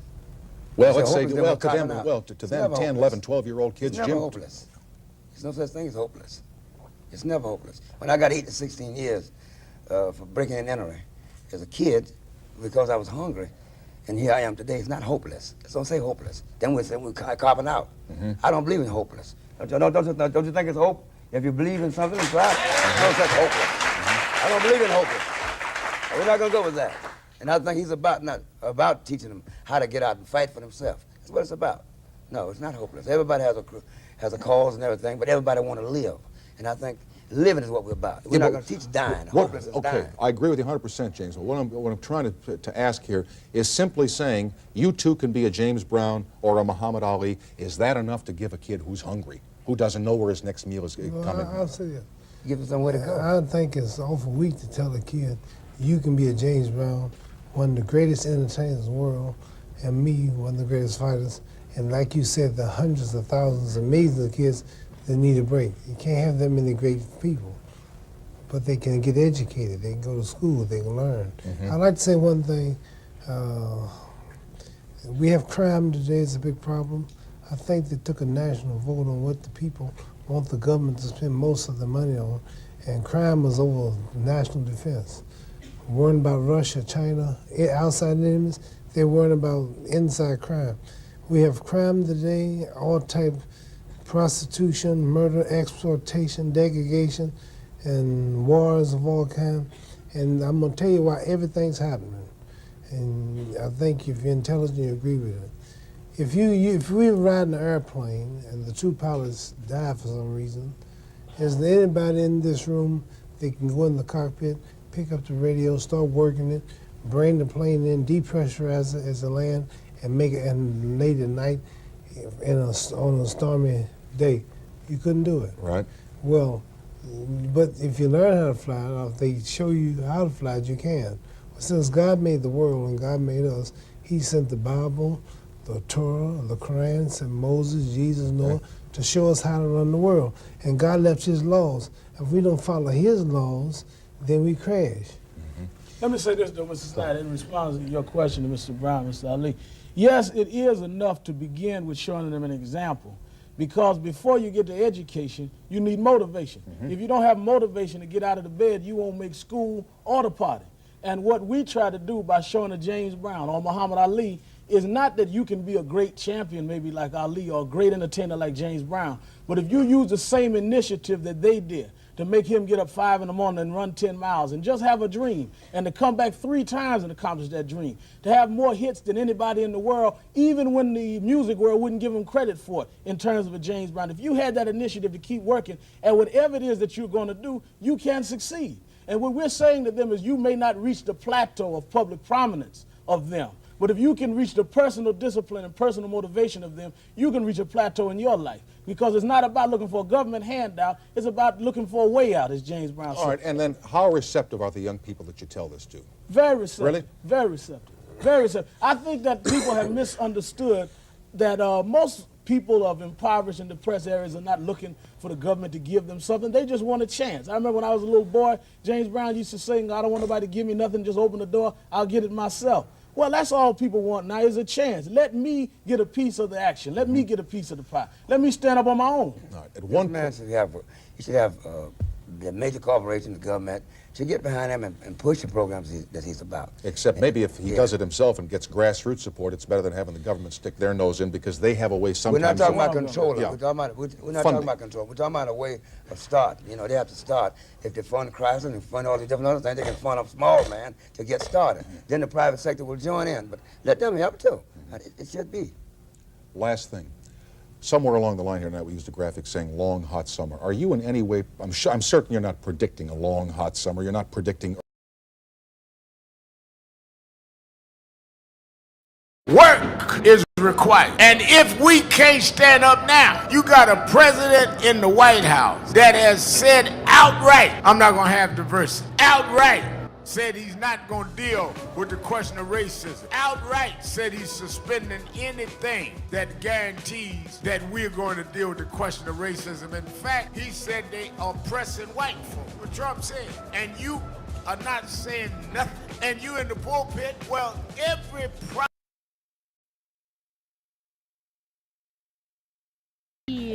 Keeping it real. I'm Dominique Sharpton, sitting in for the Rev with Jennifer Jones Austin. We're taking your calls across the country. You can join in on the conversation. Call us at 1-877-532-5797, 1-877-532-5797. Sister Jennifer, I want to talk about this final vote in the House on their budget blueprint. Tell us about that. What was the final vote in the House on their budget, and will the government remain open? We got a lot to talk about here. Was at 217 in favor of passing and moving to the Senate the spending bill 217 to 215, with all 217 votes cast being Republican votes, and the 215 were all Democrat and 1 Republican. Now, here's the thing to note about this bill. The reason why they're pushing it through in the way that they are on the House side is because it's a reconciliation bill where you've got to essentially, reconcile the budget as it's moving forward mid-year before you pass another budget. When you do reconciliation budgets, you only need a simple majority of the Senate to approve it, meaning you only need 51 senators to approve the bill, or you do 50 with the vice president of the party that's in charge making the deciding vote. You need like 51, okay? The challenge that exists is that if you don't do it through the reconciliation bill, then you only get to do this but once, meaning that if all of the proposed cuts and the tax plan that Donald Trump is pushing is not covered in this reconciliation bill, then whatever isn't covered has to get picked up separately, and then it's going to require a 2/3 vote of the Senate.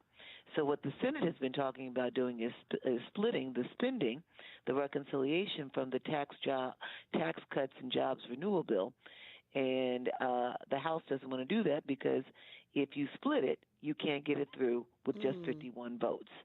If it is split, then and the TCJA, tax cuts and job renewal, goes later, then what happens is that's going to require a Senate vote of as much as 60%, or at the least 60%, 2/3 of the Senate voting. That's why they're trying to push it together all in one. Here's the deal. If it goes all in one, what we're seeing is that this bill, this crazy bill, would increase the deficit for America by at least $4 trillion, at least $4.5 trillion in 1 year. And why is that? Because the bill that they put in place would allow for greater tax cuts, more and more tax cuts, or the continuing, I should say, of the tax cuts of Donald Trump from 2017. That is $4.5 trillion. And let me just clarify that because I realize I just made a mistake. The tax cuts are $4.5 trillion.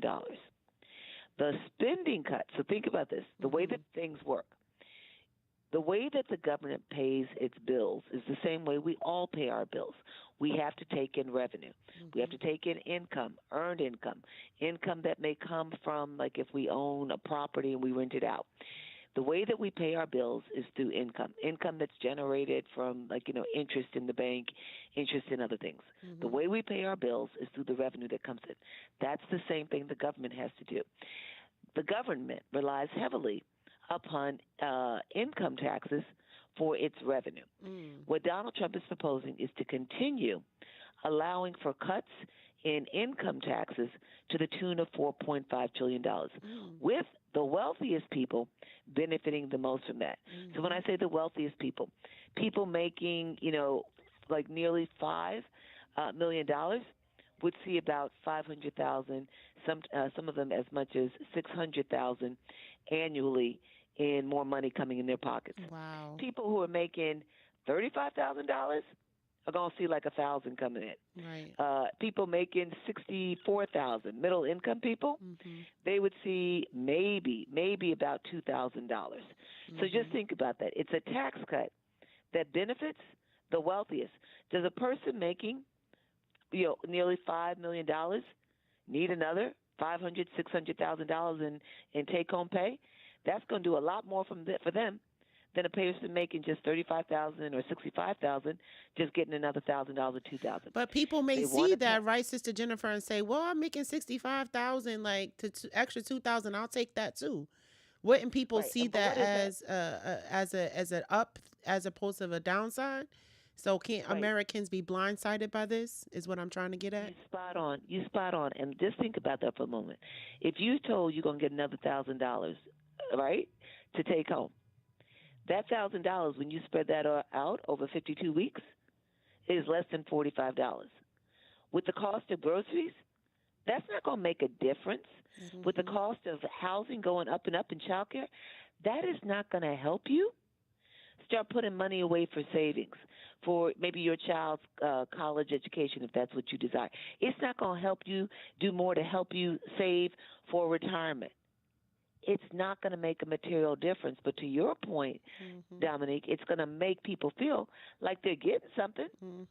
But think about what it's doing for the person bringing home, nearly $5 million. $500,000, $600,000 is going to allow you now to invest more in the stock market. It's going to allow you to put down more money on that third, that fourth, that fifth home. It's going to allow you to buy a bigger home and essentially see that home appreciate in value and make more money on that. So for the low-income person, it's not really doing much. It may make you think it's doing something, but it's not going to help you grow wealth. And that's what Donald Trump is fixating on. Now, here's the deal. So he's going to cut revenues by $4.5 trillion. But now, if you're going to cut revenues, you got to cut spending so that you're not spending more than the money you're taking in. But his spending cuts only amount to, I think they amount to right now less than $2 trillion. Mm-hmm. They amount to like 1.8 trillion. And where he's talking about taking money, where he's cutting, he's talking about cutting money from Medicaid, which provides health insurance for the lowest income people in America.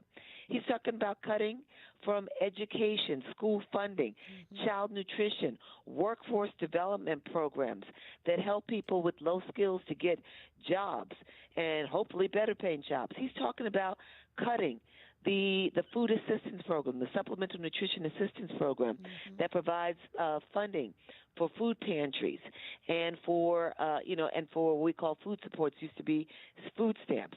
He's talking about cutting another $500 billion. He hasn't even assigned where that's going to go yet. And then on the other side, he wants to increase border security. He wants to increase law enforcement. Who are all of these cuts going to impact? Day to day, the lives of lower income and middle income Americans, disproportionately black and brown people. We're going to struggle the most.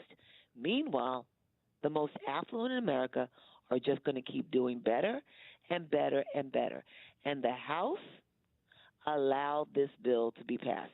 I haven't even talked about how with this bill passing, if it went through the Senate and passed, how it's just going to keep growing the national deficit, which is already 33 trillion. So there's a real problem here.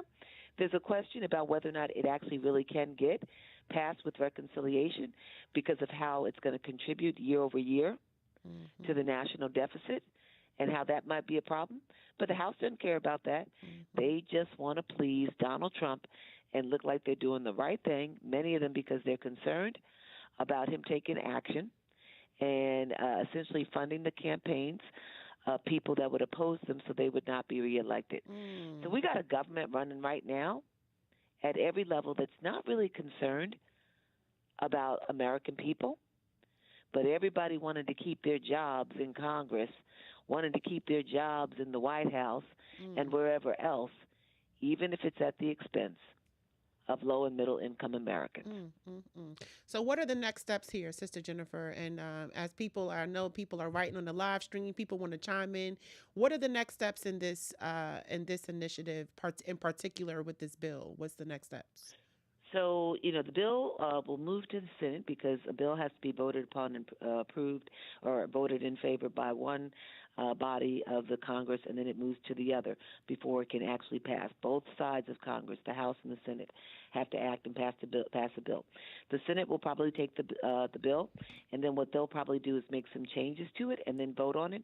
If they make changes to it, it then has to go back to the House, and so this can go back and forth. They have to vote and decide on the same bill, but they have been known to change the language and make significant modifications as it moves from one house to the next, and if that happens in any one side where it's approved, then it's got to go back to the other until we get a bill that is voted on and approved that looks the same in both houses, sides of Congress.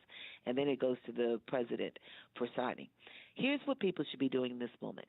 As it moves to the Senate, people need to, en masse, be calling and writing their senators and telling them that if they pass a bill that cuts money for critical food supports, that cuts money for Medicaid, that if they pass a bill that cuts funding for school assistance, that they are going to rise up and they will vote these people out of office next chance they get. That's right. That is what they need to be doing right now.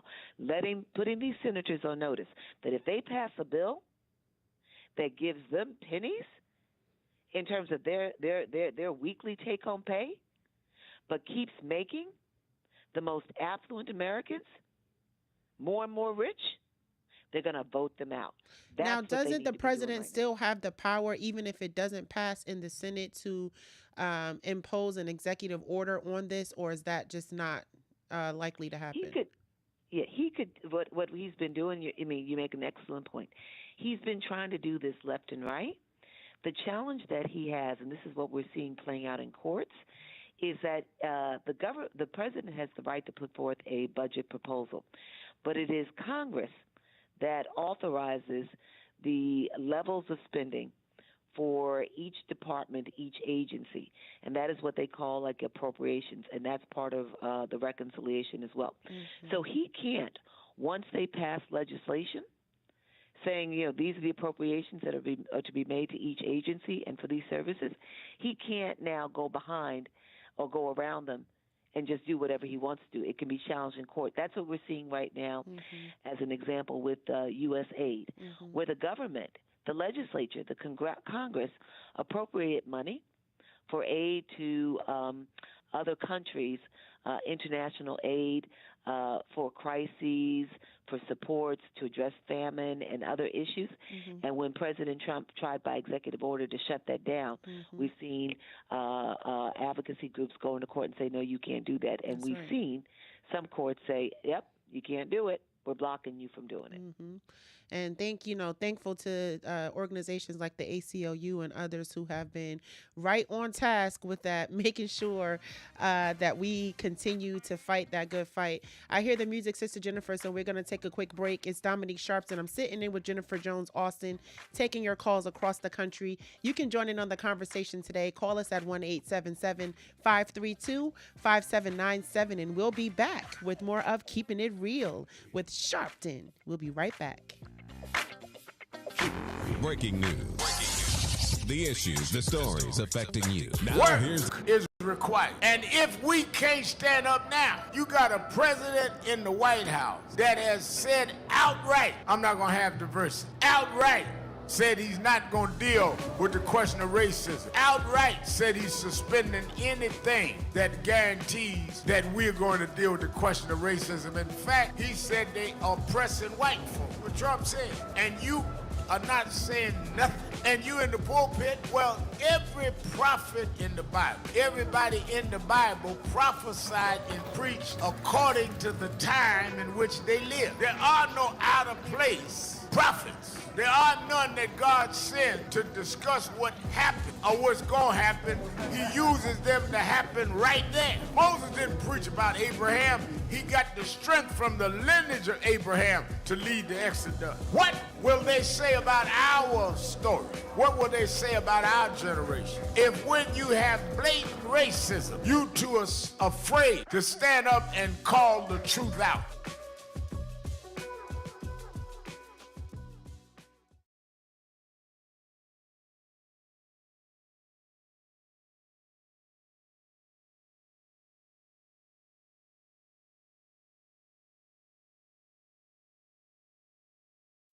Stop telling yourself you're not confident of what you could do.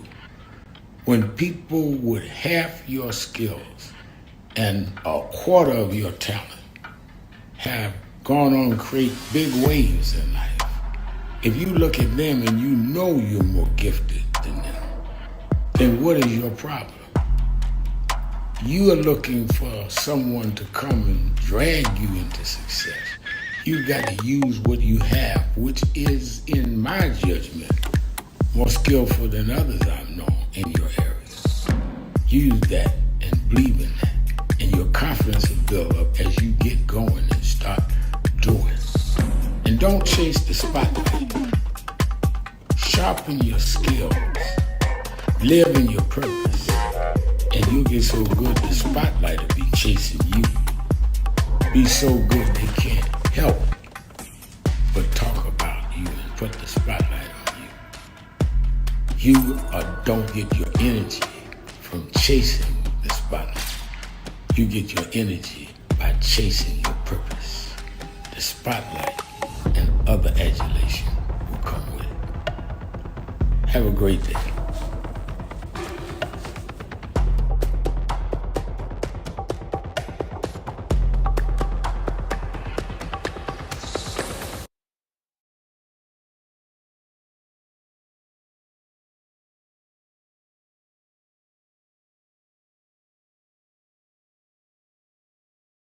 One of the things that that we're going to deal with is this DEI and deal with how we target a company that has joined the anti-DEI movement. Now, there are other efforts going on, and I support them. I'm not against nobody doing whatever they think is right. But I know how to do a boycott. I'm not talking about, I support what a bishop is doing in Georgia, Reggie Jackson, and my friend and brother Jamal Bryant doing the 40-day don't buy. That's great. Somebody else is doing shutdown on the 28th. That's great. They put my name out there. I know about it, but I'm not against it. But what we must do is we're going to convene at the network convention where we have now a commission that we have started in NAN on King Day, that on 90 days later, which will be in the middle of our convention, we will give the report on a company that has a high level of consumer doubt that comes out of our community and a small margin of profit. We know then that we can take a real impact because he cannot have his margin of profit turn into a loss and sustain itself. The other thing we're going to do is we're going to announce we're going to buy some stock in some of these companies and go to the stockholders meeting. So all of y'all here today, I'm going to buy some shares and we go into the stockholders meeting and stand up in the meeting and say, how do you sell in our community, but you won't give contracts to our people? You won't hire our people. You won't deal with the C-suites. So we're going to have a multi-pronged strategy. Why don't you advertise on black media? We're going across the board and that we're laying out the plan. And we got people those 4 days. People that are watching that want to come, all you have to do is register www.nationalactionnetwork.net, or you can call the toll-free number. You can call now. People are at the phones now at 1-877-626-4651.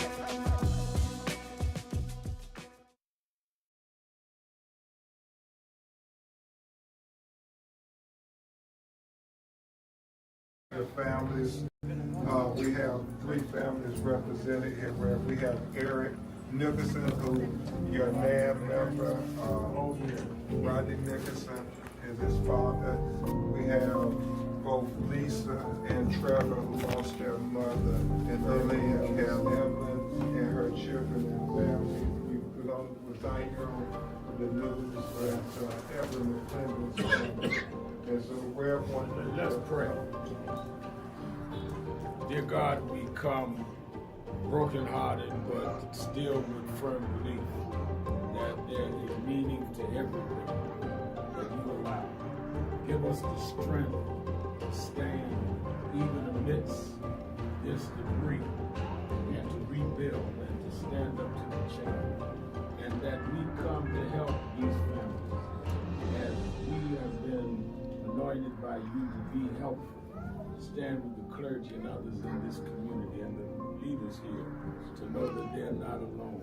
And let us not go for vanity, but for sanity. Yes. And to redeem this community as an example to people all over the world, that you may be burned down, but you're not burnt out, and that you will make a way out of nowhere. These blessings we ask on each and every one of these people, even when the cameras are going, that you still shine a light of mercy. These blessings we ask in your name. Amen.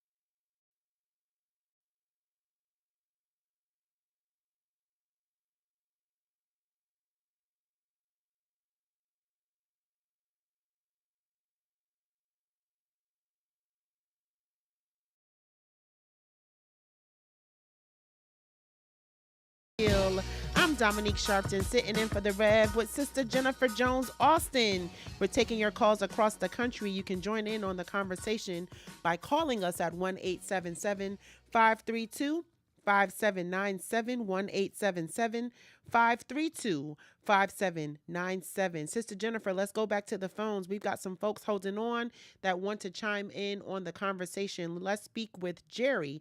Jerry's listening to us from Milwaukee on WNOV. You're keeping it real. Good afternoon. Good afternoon. Good afternoon to you and Sister Austin. How are you, Dominique? Good. How are you? I'm blessed. I was calling. Now, Donald Trump is talking about getting these people a green card. If they pay him $5 million. It's something called a gold card. Some type of gold card.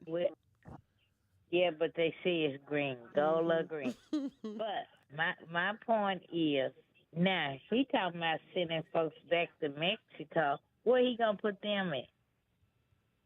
And see, him and Putin, they got all this messed up because that money they get, if anybody crazy enough to give it to them, they ain't doing nothing but putting it in their pocket. And Putin needs to go back to his own country. What about them people he got up in space? They ain't made it back down yet. Come on. And then Donald Trump had his school records. He didn't want nobody to know how bad of a student he was. That's all it is. There's something wrong with that picture. Yeah, something is wrong with that picture, and he needs some help. And if he do anything, he needs to stop. Putin got something on him. You know, it ain't fair. You know, it's not fair. And I insist for us to be here. And he got his butt over there in the White House. Our ancestors built that. You know, and everything like that. I can't understand. But I'm not in shape to be out there marching with y'all.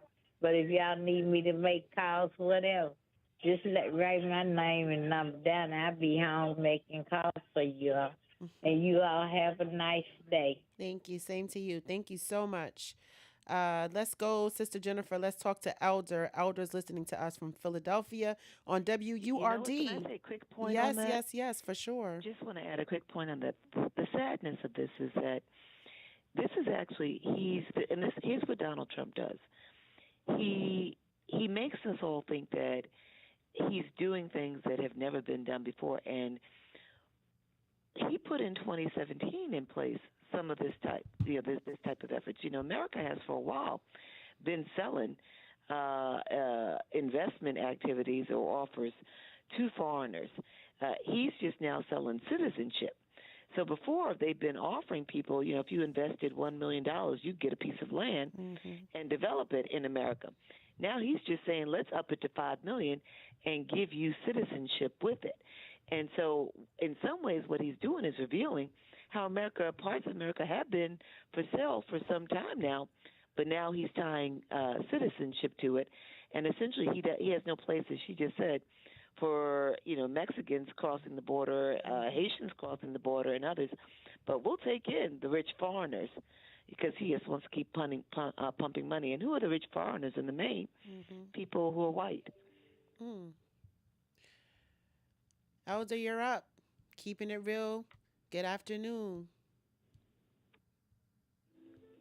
Hello. Elder. Hey, how you doing? All right. How are you both? And my hat goes out to both you and your father, and to Vice Chairman. The only reason why I'm calling is because my great grandfather was slavery was abolished when he was 7 years old, and some kind of way he went to school. I don't know whether his master sent him and his brother, but anyway, to make a long story short, that riot that happened in Wilmington, North Carolina, in 1898, my grandmother was his daughter, and my grandmother lived to be 100. She was born in 1891. and she died in 1991. And Mama told me years ago when I was rocking on the porch with her, she said she was in the pandemic of 1918, and she said, it's coming again. She said, and you're going to live to see it. And I'm 82 years old. Wow. And the point I want to get to, where are the Democrats? You understand what I mean? If this man is allowed to change laws and do all the dirt that he's doing, why aren't the Democrats coming out and saying something? They should be able to change the laws just the way he's changing the laws. I marched in Washington. I marched during the time of Martin Luther King. Actually saw him in person. And the thing about it is now, they're trying to attack the elderly. They're trying to make, and that's like Sister Austin said, it's not only affecting you mentally, but physically.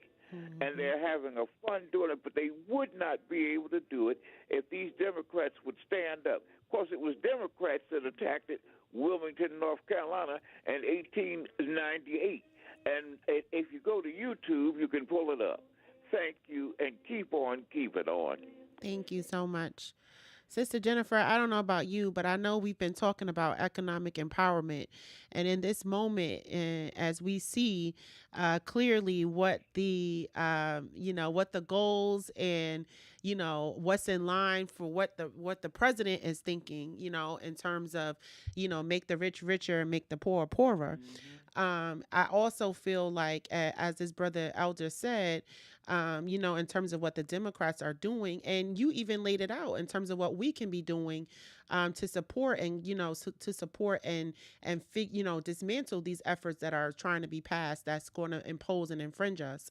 However, I do feel, and you mentioned this on this platform before, about us being more proactive in terms of reactive to a lot of the issues that are happening.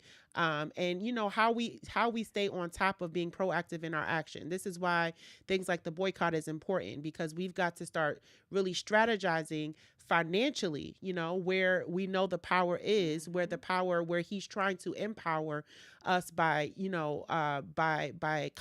crippling us in many ways, in terms of our pockets and in terms of how those pockets will then be lined elsewhere.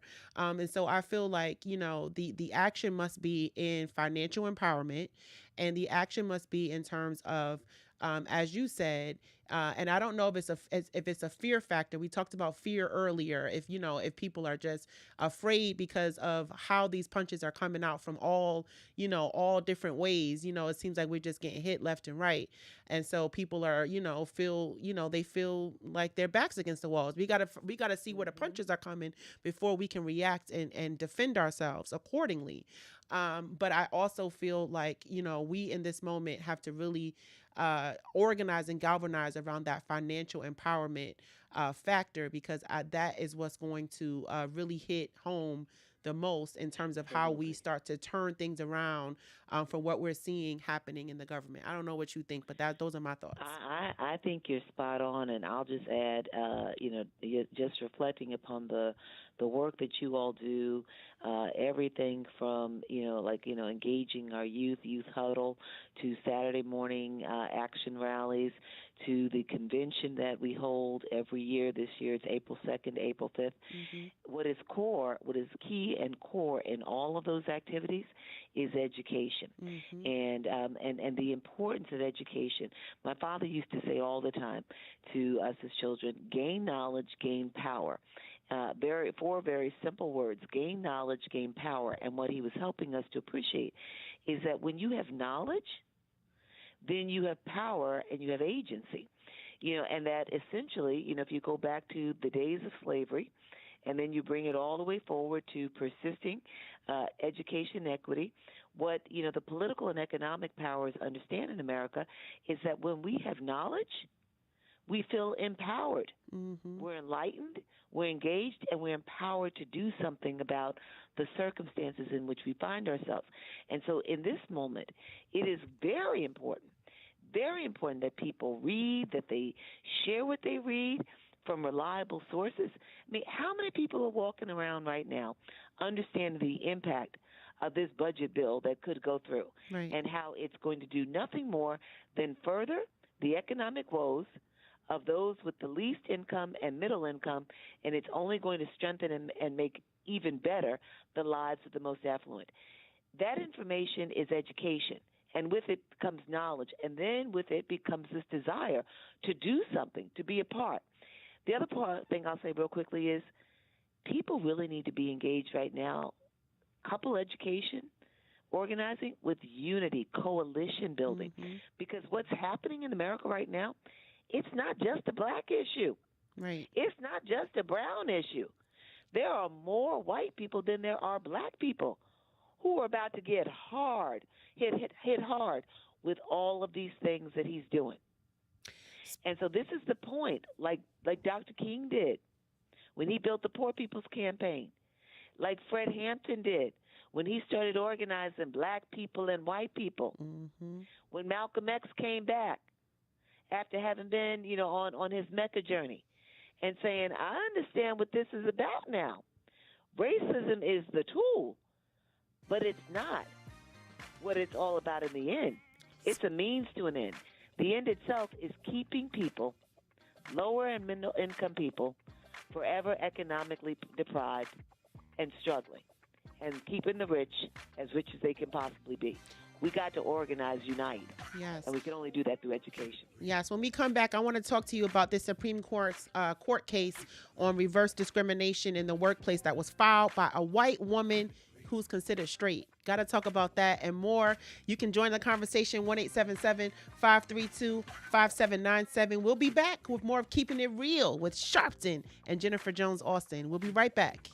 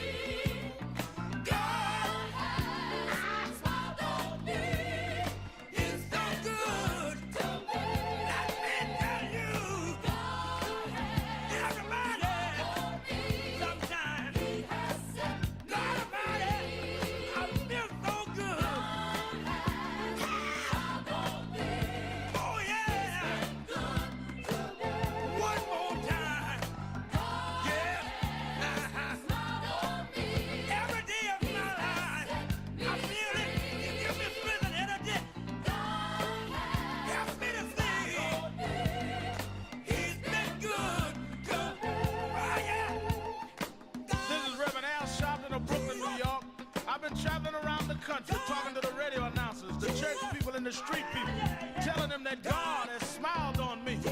God has smiled on you if you got breath in your body, if he woke you up this morning and started you on your way. And I want to tell you some stories of people that God smiled on. We know the story of Dr. Martin Luther King, how he started way back in Montgomery, Alabama in 1955, trying just to get dignity, trying to get respect. And he went all the way to the mountaintop. But he didn't forget about the brothers in the valley. He didn't forget about those trapped in the alley. And I hear Brother Martin King say, God has smiled on me. He's been good to me. Let me tell you, God has smiled on me. It's been so good to me. Then I see as Dr. King went on, another man stepped into the forefront by the name of John F. Kennedy, who rose up and said, let's not stand back.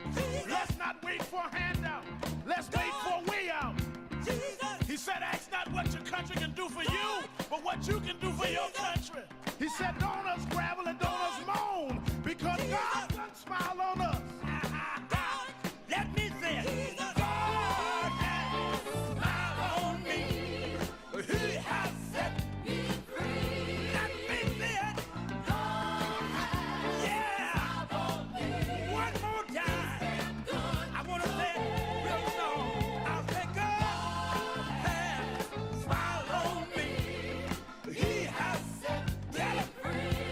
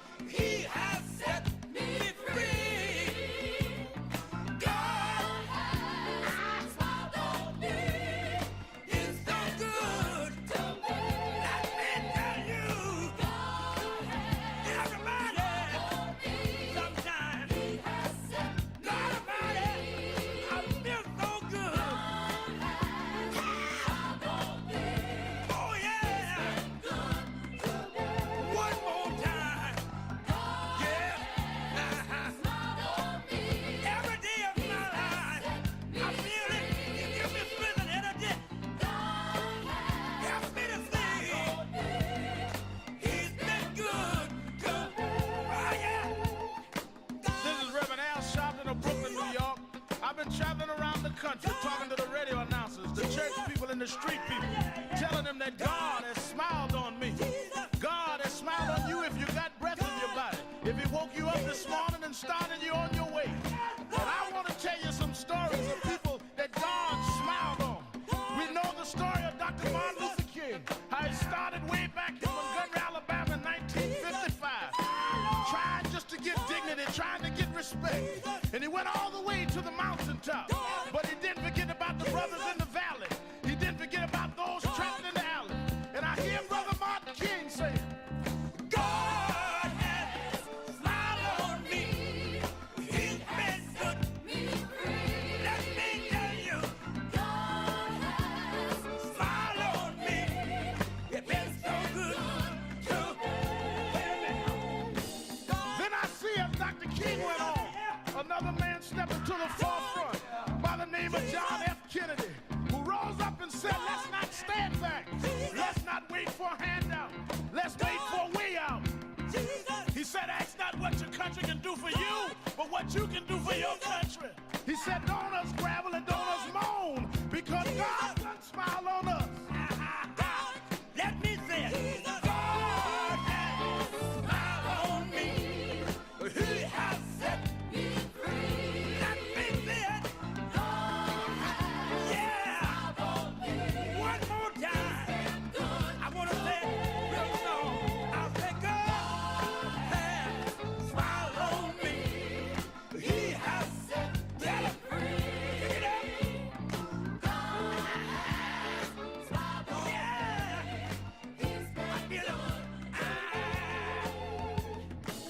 Then I went on by backstage at the Apollo Theater and I saw a man come out. They call him the King of Soul, James Brown. And James Brown said, Reverend, don't you worry. I started out as a shoe shine boy. I started out as a convict. I started out uneducated. But I learned to sing my song. And I sung it all over the world. I told him it was a man's world. I told him about the big payback. I told him Papa got a brand new bag. And all over the world, they can hear my voice. But Reverend, don't you frown. Don't you bow your head. Tell him what you told me, Brother Brown. God has smiled on me. He has set me free. Yeah. Oh, yeah. I want to scream, y'all. I want to scream, y'all. God has smiled on me.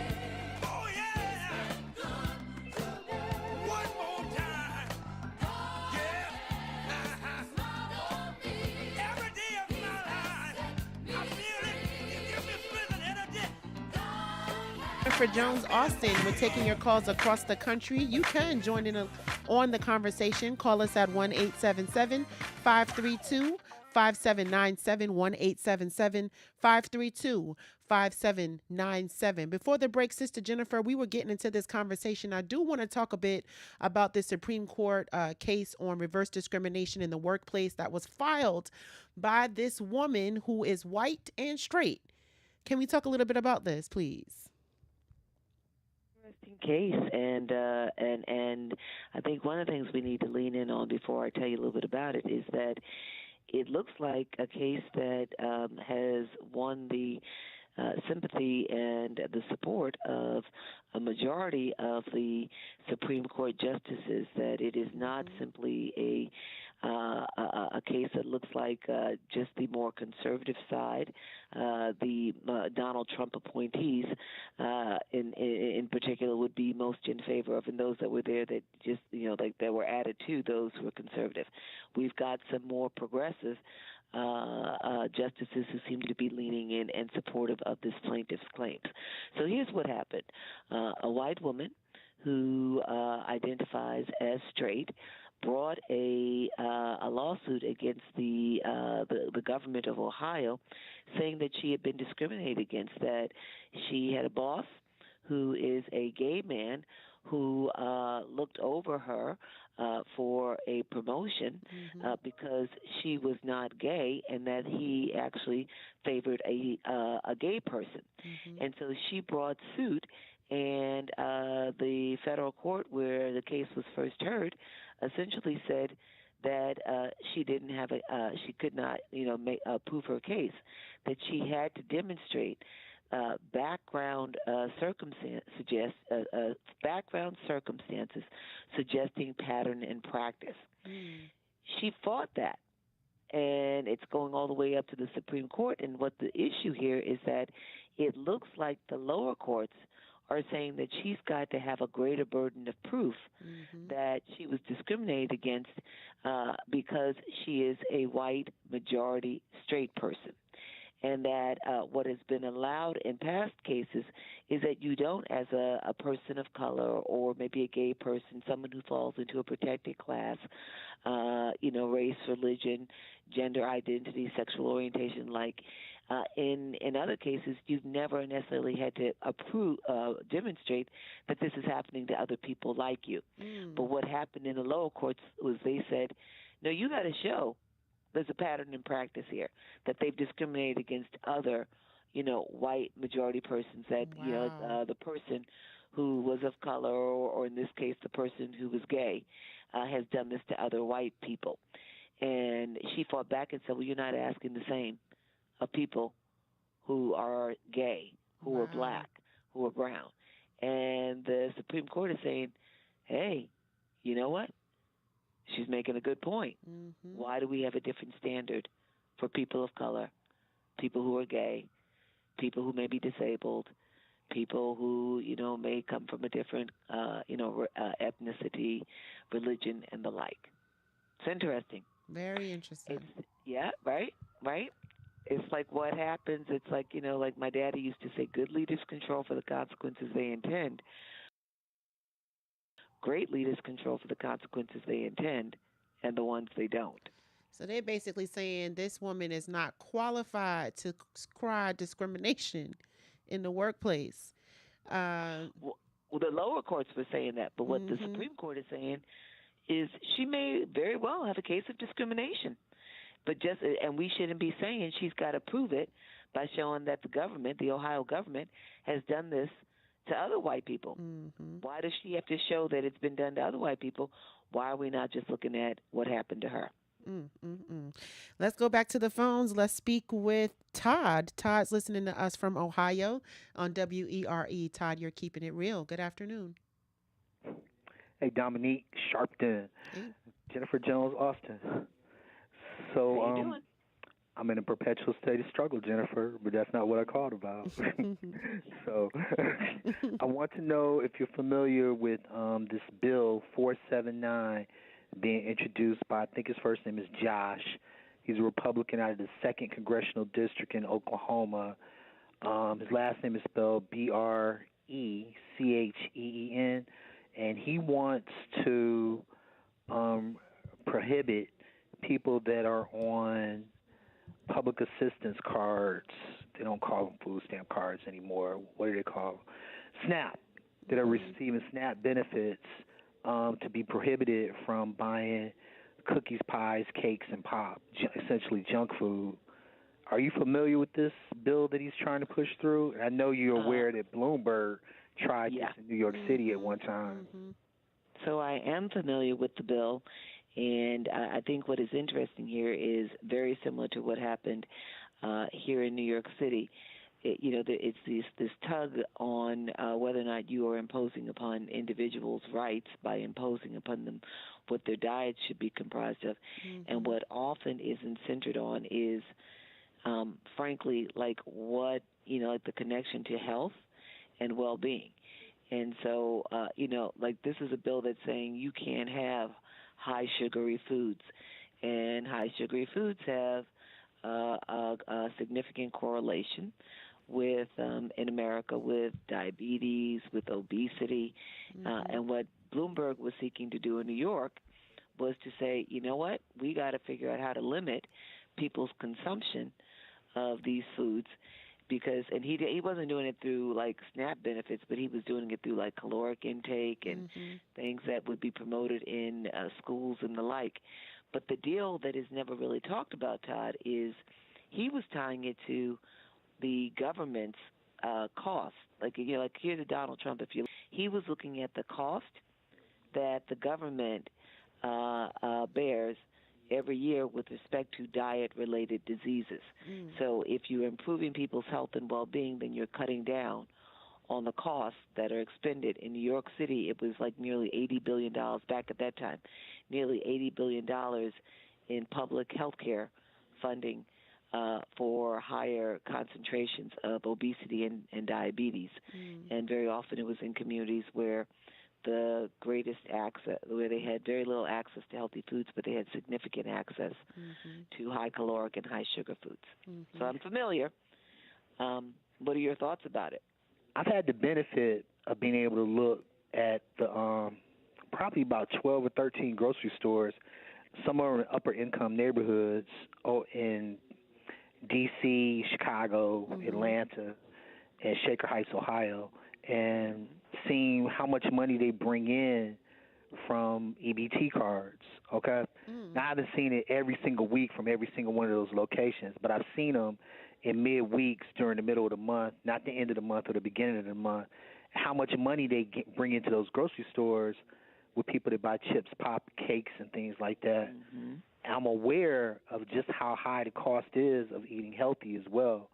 And my question to this person, and I actually watched this man speak on C-SPAN once before in reference to this, is okay, if you cut their ability to buy those cheap foods, which is what they essentially are, cheap foods, are you prepared to add the availability of funds on their card so that they can eat healthy at the cost of what healthy foods cost?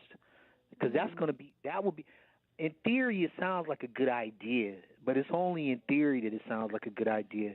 It costs a lot of money to eat healthy, and then they have to go back after they purchase the healthy food and cook, which runs up utilities for poor people.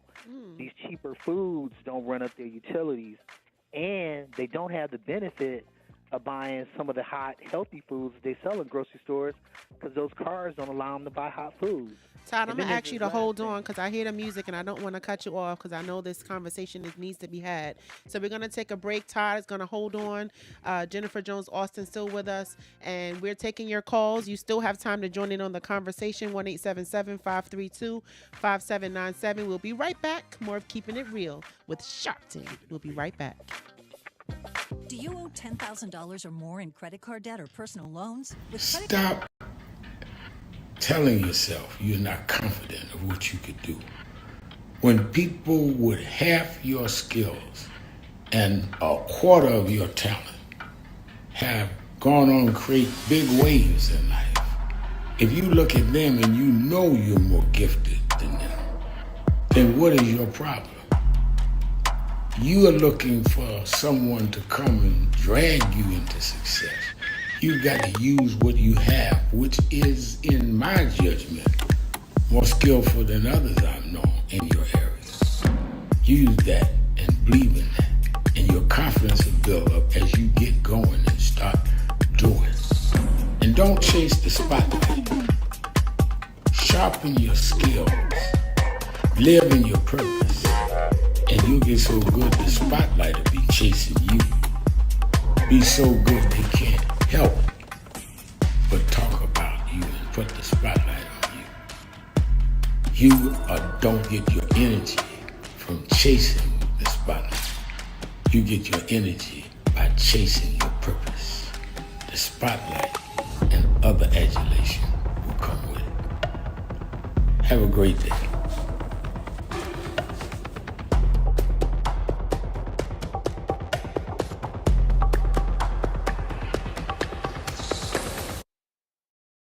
Work is required. And if we can't stand up now, you got a president in the White House that has said outright, I'm not going to have diversity. Outright said he's not going to deal with the question of racism. Outright said he's suspending anything that guarantees that we're going to deal with the question of racism. In fact, he said they are oppressing white folk, what Trump said. And you are not saying nothing. And you in the pulpit, well, every prophet in the Bible, everybody in the Bible prophesied and preached according to the time in which they lived. There are no out of place prophets. There are none that God sent to discuss what happened or what's going to happen.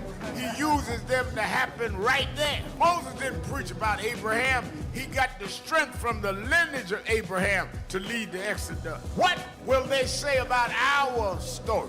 What will they say about our generation? If when you have blatant racism, you two are afraid to stand up and call the truth out.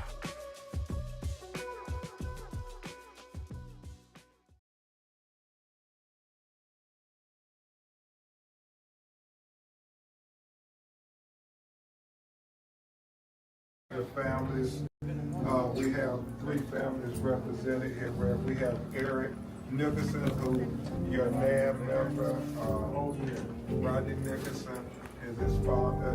We have both Lisa and Trevor, who lost their mother, and then we have Evelyn and her children and family. We was out here on the news that Evelyn McClendon's. And so we're one. Let's pray. Dear God, we come brokenhearted, but still with firm belief that there is meaning to everything that you allow. Give us the strength to stand even amidst this debris and to rebuild and to stand up to the challenge. And that we come to help these families as we have been anointed by you to be helpful. Stand with the clergy and others in this community and the leaders here to know that they're not alone. And let us not go for vanity, but for sanity. Yes. And to redeem this community as an example to people all over the world, that you may be burned down, but you're not burnt out, and that you will make a way out of nowhere. These blessings we ask on each and every one of these people, even when the cameras are going, that you still shine a light of mercy. These blessings we ask in your name. Amen.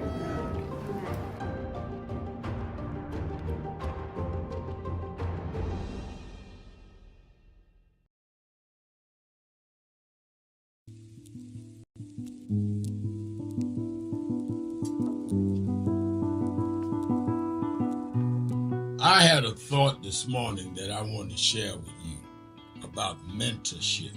I am able to do a lot of what I do because I had great mentors, but there are correct ways and incorrect ways to mentor people, in my opinion.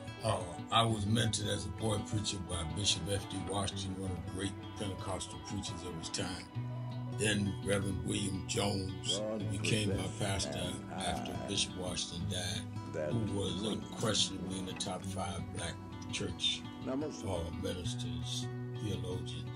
Reverend Jesse Jackson, who I started my activism under his leadership, he and Reverend Jones. And I learned politics directly as a youth director from Shirley Chisholm.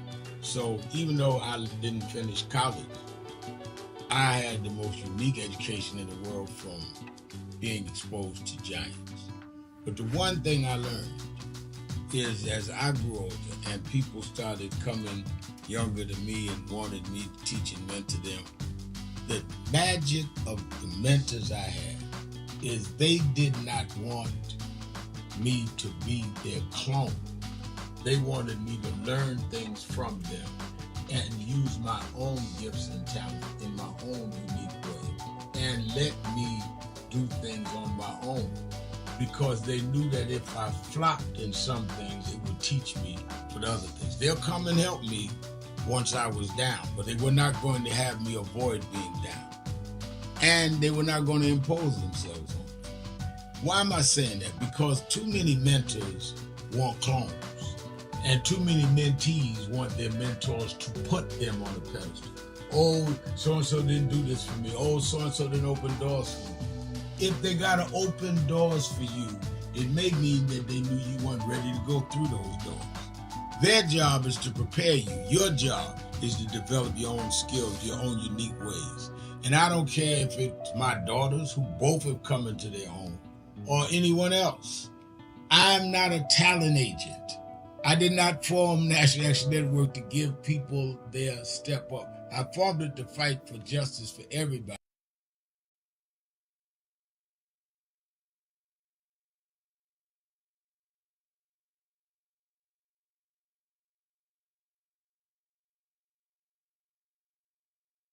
Keeping it real. Keeping it real. I'm Dominique Sharpton, sitting in with Jennifer Jones Austin, talking to y'all across the country. Before the break, we were talking with Todd. Todd, are you still there? I'm still here. All right. So here's the push. Here's where the pushback is coming from. That's why I brought those things up before we went on break. The grocery store is taking a lot of money from EBT cards, and a lot of that money is spent on junk food. And the grocery stores work on small margins of profit. Then the other pushback is coming from Coca-Cola, Pepsi, Nabisco, Frito-Lay. They make a whole lot of money off of their products, off of people that buy their products with EBT cards. So they're going to have a big problem with it, okay? And then there's this other thing, which I mentioned first, which is going to be some pushback up front. So maybe I shouldn't even say pushback up front. In order for people to eat healthy, they need more money. A lot of folks eat the junk food not as a primary part of their diet, but it's in their diet because they can afford it. It's cheap, and it can keep them moving for a little while. They might buy a bag of apples and 3 cans of tuna, three packs of tuna, but they might also buy 4 or 5 bags of chips and some cake because they know it's going to sit on them, and the Coca-Cola is going to sit on them too. So that's why I say, in theory, it sounds like a good idea, but it doesn't look like he thought it through all the way. And aren't those dilemmas that need to be taken into consideration? And most particularly, they need more money on their cards if you're not going to allow them to buy anything but healthy food, and they're going to need to be able to buy hot food as well, which they don't have that option now. Yeah, but Sister Jennifer, even going to your point earlier, talking about, how the budget and the budget spending and, how regulations will be, mandated state to state in dealing with certain government, funding like SNAP and other programs. Couldn't we see, before we see a surge in giving, quote unquote, more money to SNAP, wouldn't we see a decline before we see an uptick in this, as the way that things are playing out right now? Absolutely. So I think, and I would agree that you're both making the most critical points here.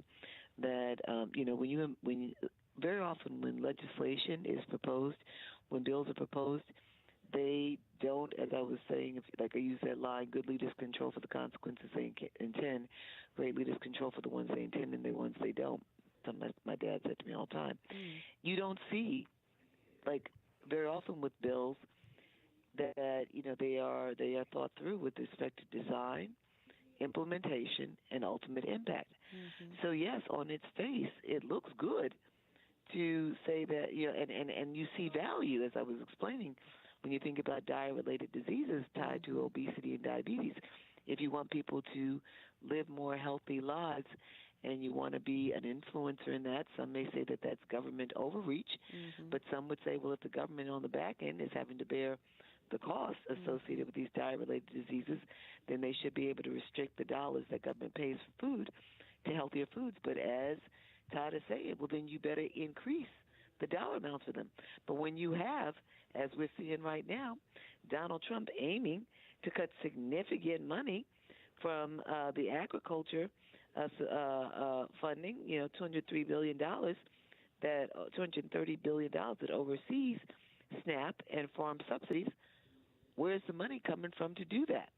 So it's always a situation, you know, it may appear to be well-intentioned, but what are you going to do? You're going to cut this money, and then people are going to be all the more hungry? And what happens, sadly, is that the reason we see in many instances, and I'm going to tell you, it's black and brown communities disproportionately that are affected by what Todd is talking about.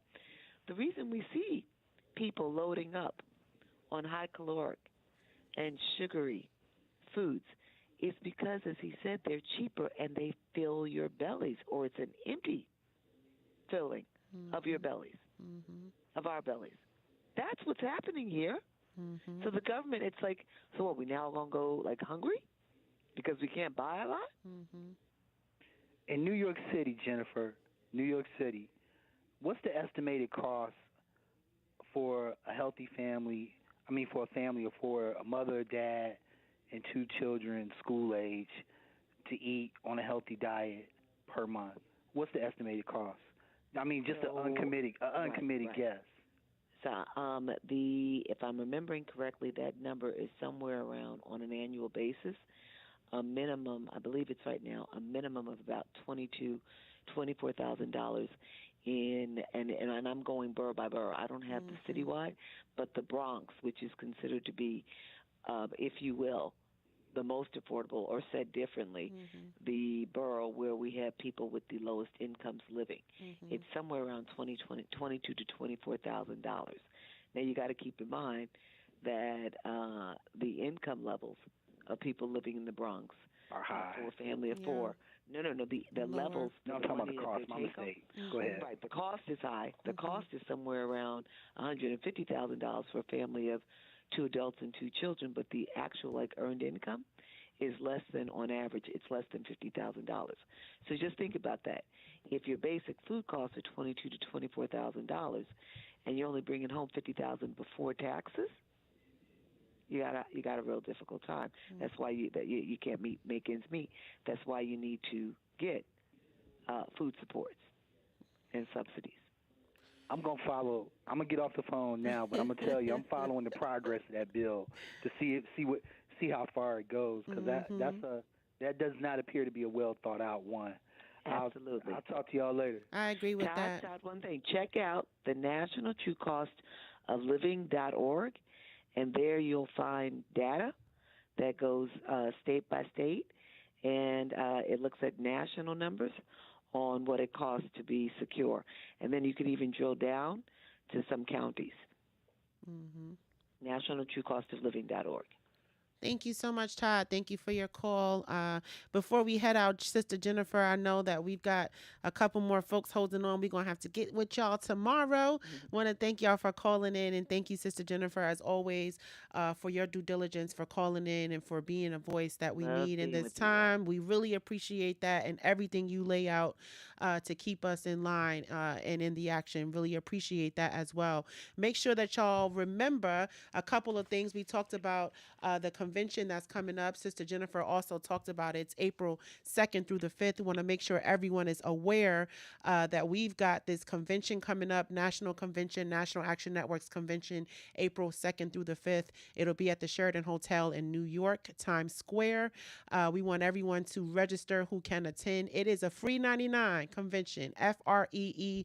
It's free to attend. We just need to make sure that you are on the roll to attend and to be in the building meeting with us April 2nd through the 5th. We've got some heavy hitters that is coming through the building, Sister Jennifer, from Sister Patty LaBelle, our music icon, to Stacey Abrams, to so many of our attorney generals who are, of course, in line of what we're talking about, dealing with state legislation on the state level, that's coming to speak with us. We've got Sister Jennifer Jones Austin coming through, and the board of National Action Network. We've got a lot going on and a lot to be involved in. But what we're really doing, Sister Jennifer, is laying out that action agenda of what we're going to do as it relates to healthcare, as it relates to education, as it relates to gun violence, as it relates to climate control. We're talking about everything, and we're not only talking about it, we're putting action items on the plate, on the agenda as to what we are going to be committing ourselves to doing throughout this year, leading into, of course, midterm elections next year, and so many other things that are coming up. We've got to be prepared, we've got to be active, and we've got to be involved. So make sure y'all tune in and make sure that y'all register to join us at the convention, www.nationalactionnetwork.net. And as always, Politics Nation with Al Sharpton is on every Saturday and Sunday afternoon on MSNBC, 5 o'clock p.m. Eastern Time. And this Saturday's National Action Network's rally and broadcast with Reverend Al Sharpton begins live at 9 a.m. on Impact Television and 107.5 WBLS FM. Thanks to all those who called in and got through. Thanks to those that called through and held on anyhow. We'll speak with y'all tomorrow. And as Reverend Sharpton says, whatever you do, wherever you go, and however you feel, make sure you tell someone that Reverend Al and now Dominique told you personally. You got to keep it real. Keep it real. Keep it real. We'll talk with y'all tomorrow.